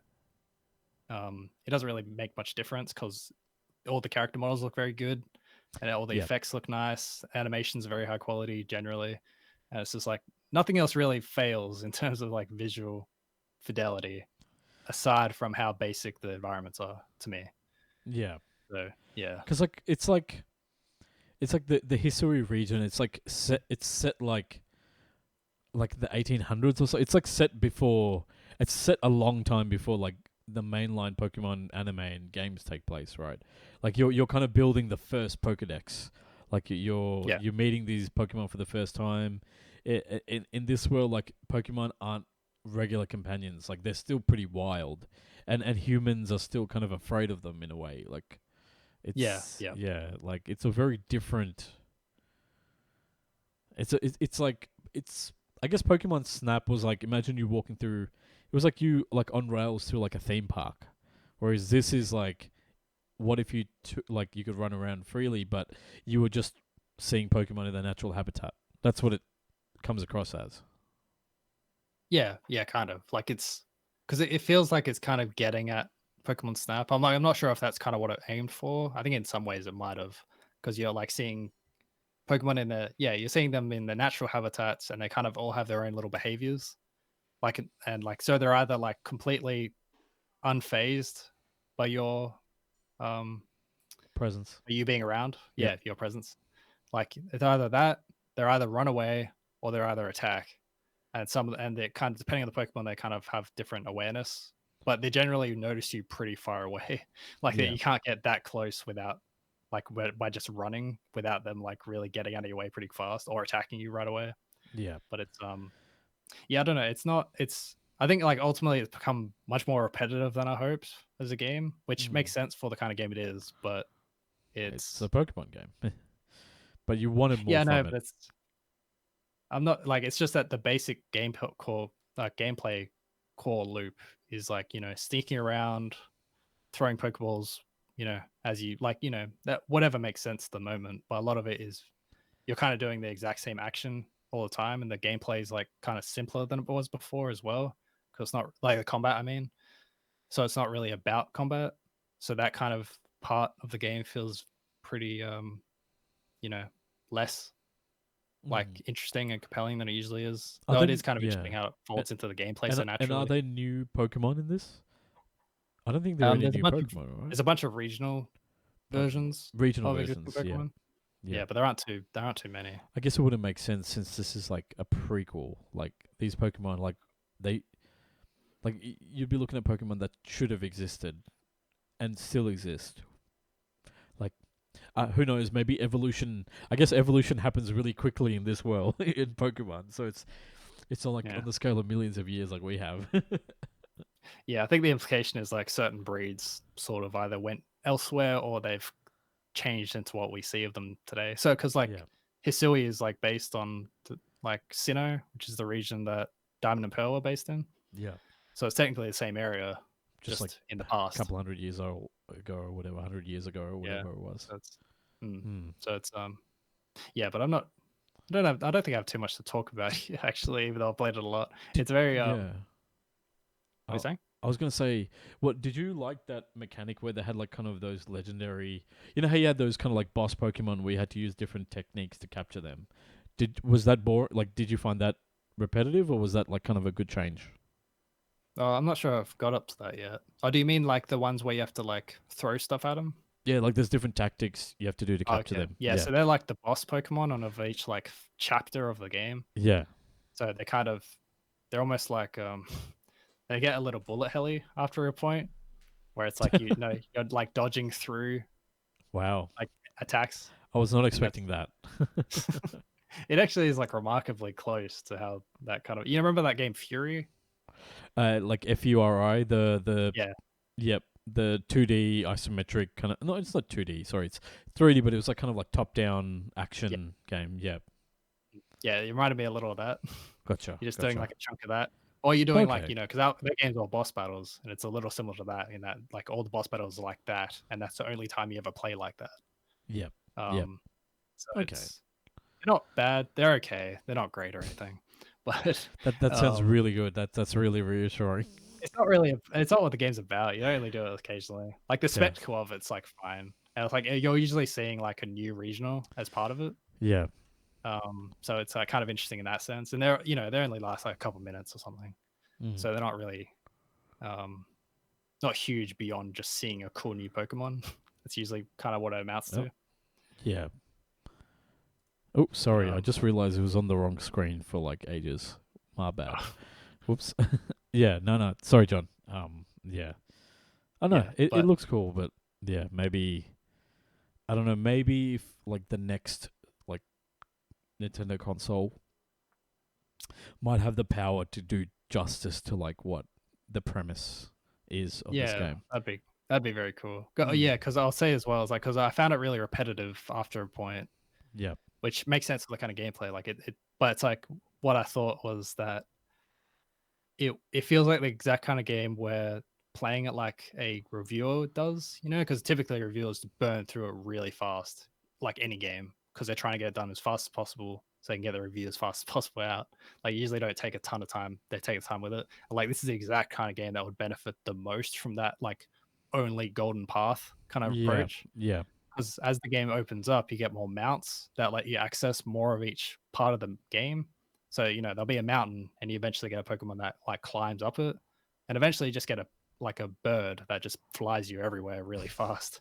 So Even in they my know. mind, yeah, but no, that's kind of what's good about it. But like it's you're meant to like feel more and more like liberated throughout the game as you get more access to Pokemon and all that. And it's like what I was thinking, like after a point where I'd invested too much time into it, and now it's just kind of getting boring. It's like I was thinking, like, oh damn it, like I wish I only realized like it got really good reviews, and it got reviews because of how the way they played it as well. So they played it in a way where they just burn through the story as fast as possible, and then once you get to the end where you can kind of like finish, like round out more of the Pokedex, just like do all the side stuff, you have the fucking plane that lets you just burn through the map, so it'd be so much better. Is it even that big a map? The maps are kind of like probably a little bigger than you would expect, but Okay. they're not giant. But there's like 5 of them. Okay. The problem is that I there's getcha. so little detail to them, Yeah. So Yeah. like, yeah. Okay. No, that's. I guess like maybe next week you'll probably be done by then. Maybe you'll have some final thoughts once you finished it. Maybe it'll like finish in an incredible way and it'll change your life. Who knows? Maybe you can always hope. And I'll come back to Final Fantasy VII finally. Yes. I've definitely put that on the back burner. Yes. It's such a yeah, I was not expecting this. I'll put it that way. No, that's cool, man. I guess like yeah. Sorry. Yeah, but you've been watching something? Yeah, I've been. I was just like over the past couple of weeks, the Formula One season's kicked back up. So, like folks at home may or may not know this, but I'm a really big fan of Formula One. I love cars and stuff. So for me, it's just like a natural. I guess it's like a natural extension that I watch the Formula One.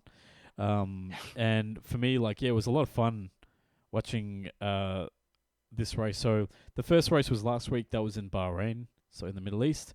This weekend's race was in Saudi Arabia, which was kind of scary because like the day before, like I think it was like when practice or qualifying was going to happen.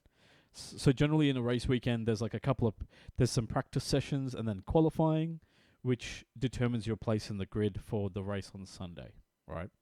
So you've got 10 teams, 2 cars each. So you've got 20 drivers, 20 cars on the field trying to get the best position they can before the race. Now, over the past like 7 years, like legit from 2014 to 2021, it's been dominated by Mercedes because Mercedes did like that whole era was like when there was a big change in engine and design, and Mercedes really invested and nailed it from the beginning, right? And Lewis Hamilton's been the dominant driver there.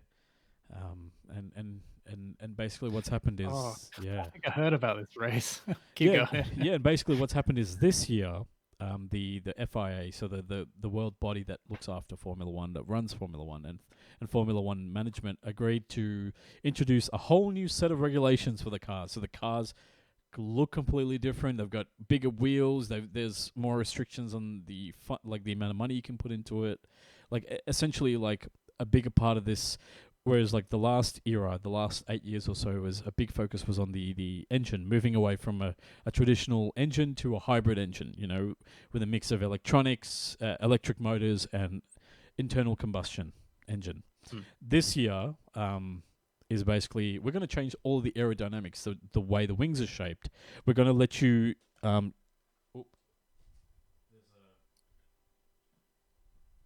lot more focus on something called ground effect, which basically makes it so like you can kind of shape the aerodynamics underneath the car in such a way that it kind of sucks your car to the road, like taking advantage of like different pressure systems and stuff. Like I'm not an engineer, so I don't understand, like I can't speak to the ins and outs of it, but basically the cars are very different this year. And what that means is now Mercedes, which was the dominant car, now is kind of like a mid-pack car. And Hamilton, who's been dominating for the past like decade, is like really struggling. Like he qualified 16th out of 20. Like on merit, he qualified 16th, and he finished the race in 10th.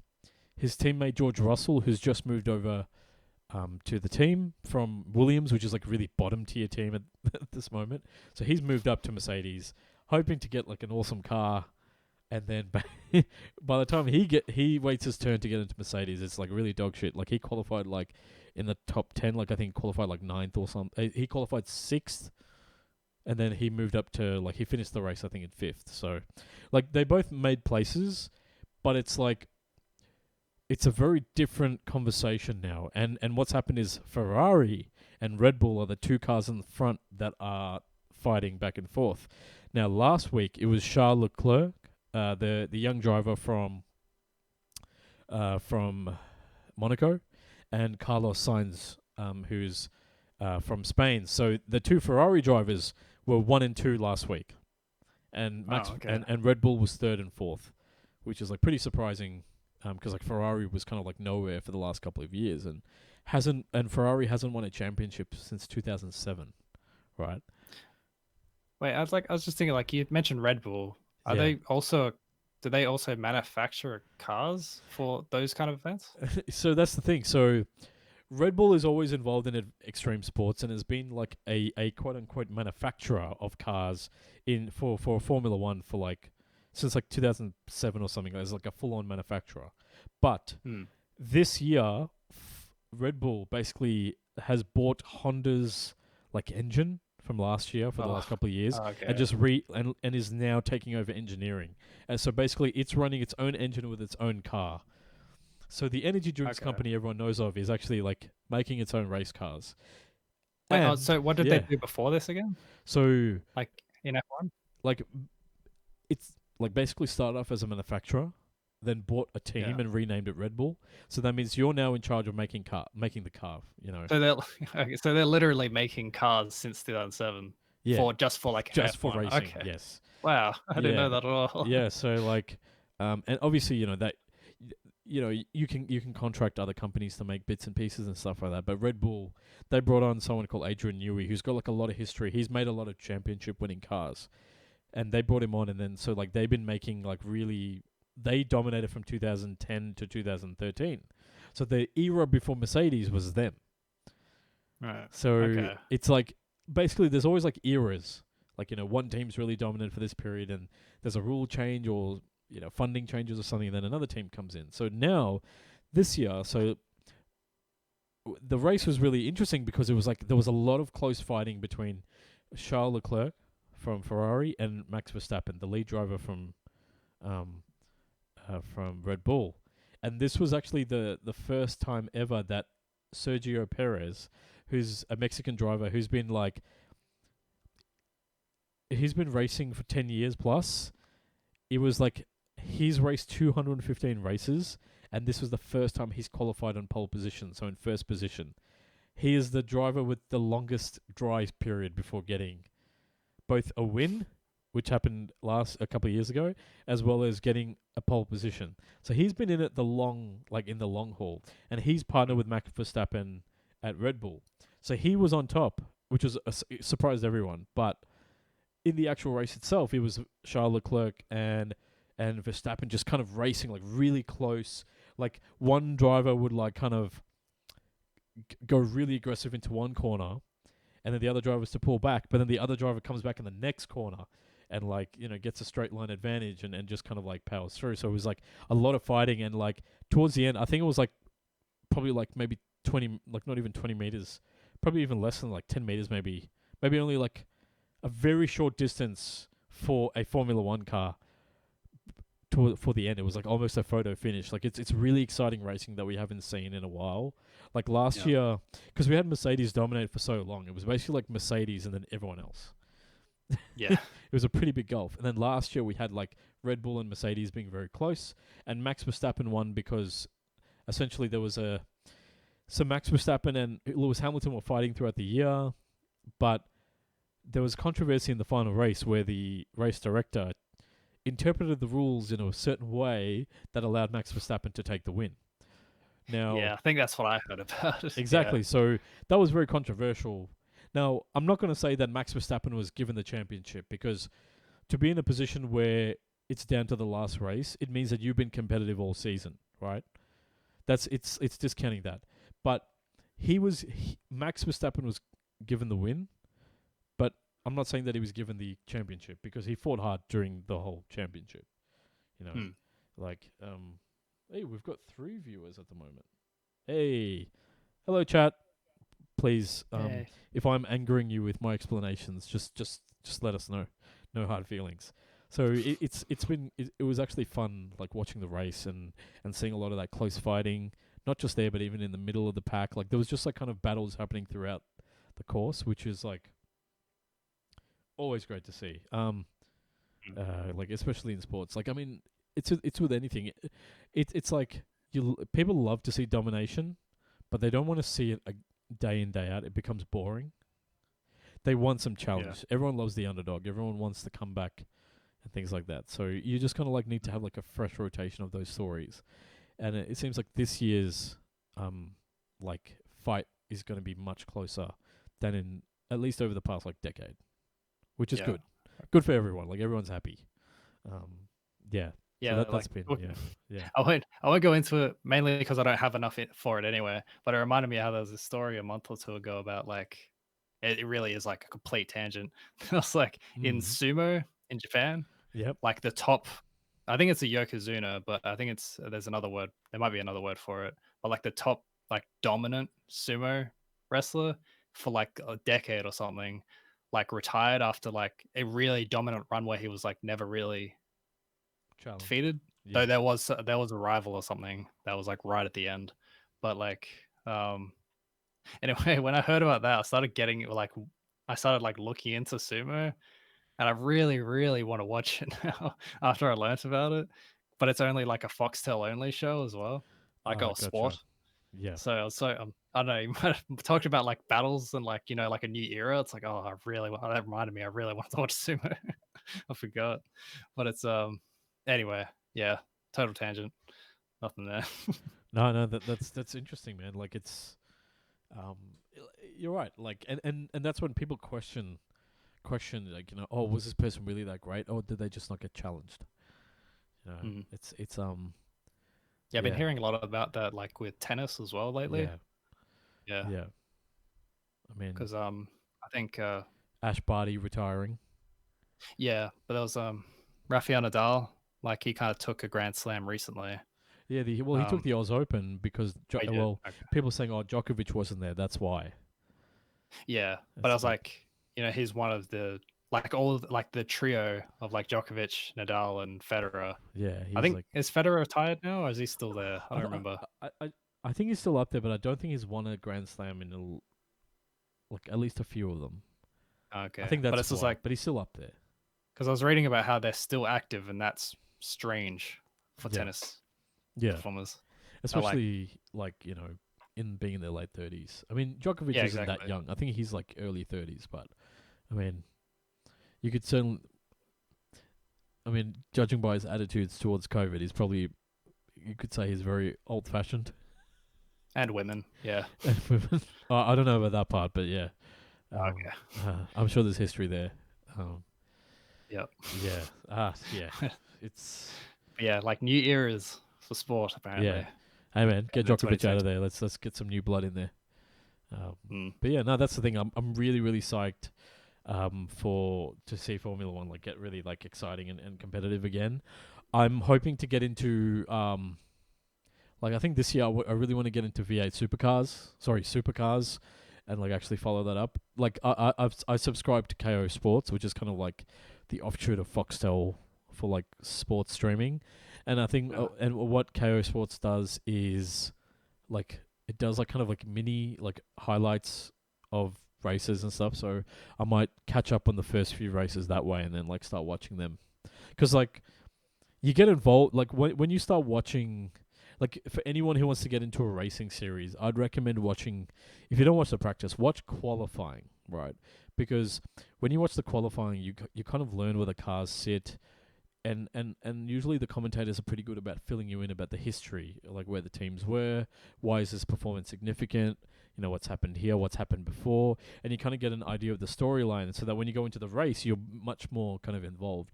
You have a personal stake because you like the stories of the drivers and things like that. It's like wrestling. Yeah, I guess I you was watch thinking it that for as the well. craft.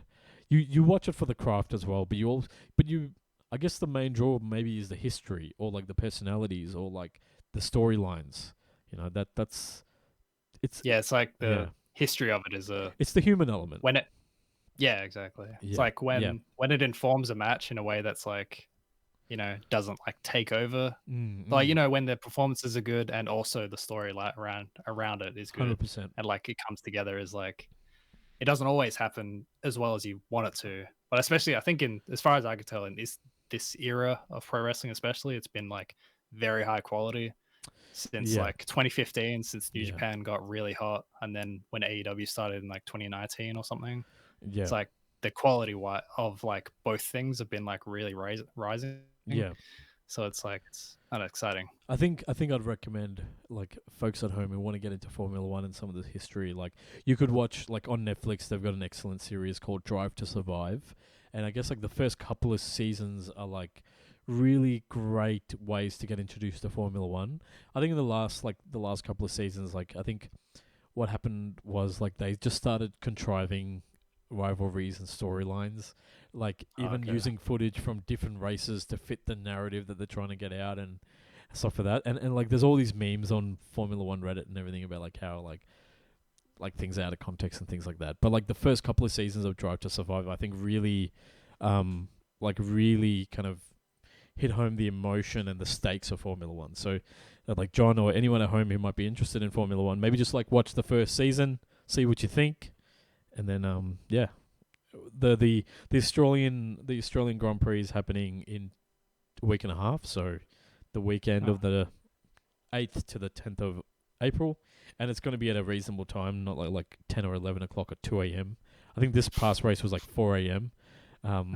But it'll be like in the afternoon, so it'll be like, and it's always great. Like it's great to like the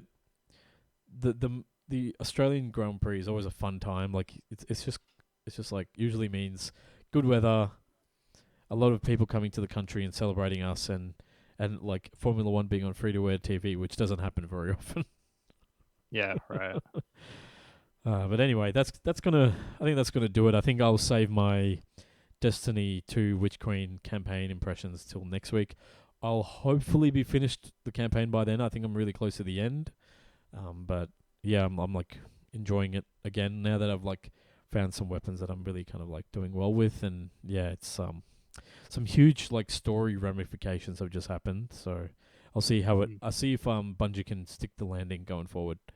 That's Okay. I'll tease that for next week or whenever. That's gonna be exciting. But yeah, let's close off that section, John, and yeah, I'll thank everyone at home in a second.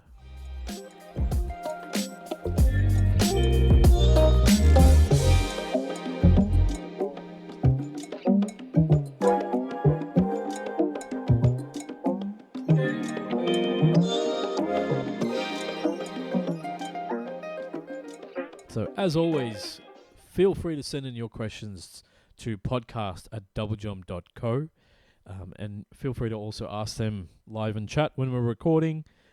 We record, I guess, any time between 7 p.m. and 8:30 p.m. Australian Eastern Time every Tuesday. We'll see how we go. I might have to take a break for a couple of weeks as the wedding's coming up very soon. My wedding's coming up very soon, so I'm going to be very busy with like finalizing things with contractors, and it's a whole mess. It's yeah, like Yeah. I'm actually planning to live stream my wedding, so like people overseas can watch it, like family and stuff can watch it. But I guess if it's a public stream, anyone. Maybe I'll ask Jake if I can stream it on Doublejump. That'll be hilarious. I don't even know what topic to put it under. IRL? I have no idea. Just chatting. Just chatting, maybe. But yeah, that's gonna do it for another episode of Double Jump Radio. As always, Double Jump Radio is made possible thanks to the support of our wonderful members and patrons. You too can support Double Jump by heading to doublejump.co/memberships or patreon.com/doublejump and sign up today. And you get a lot of awesome goodies like ad-free viewing and like a little membership badge on Discord. and discounts off merchandise. So we always appreciate it. All the support that you guys give us, whether that's financially or just liking and sharing our posts. If you do enjoy it, please let your friends know. The more we have in our community, the merrier. And yeah, we're always keen to welcome new members to our growing family.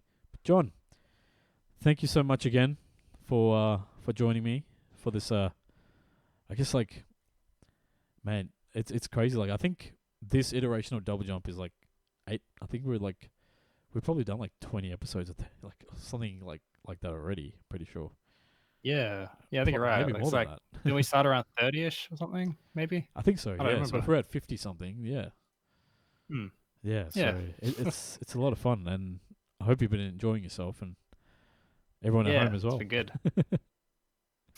yeah, it's been good. Yeah, good to catch up every so often. Yeah. Or every week. Not every so often. But I think it's like maybe it is the same for our listeners and people watching at home. But it's it's always great to I guess talk about games and get the chance to do that. Not everyone is lucky enough to be able to do that in their day-to-day, their work lives or whatever. So always thankful for you joining us. So yeah, John, thank you again, my friend. Always a pleasure. No worries. And until next time, everyone, look out for one another. Peace. See ya.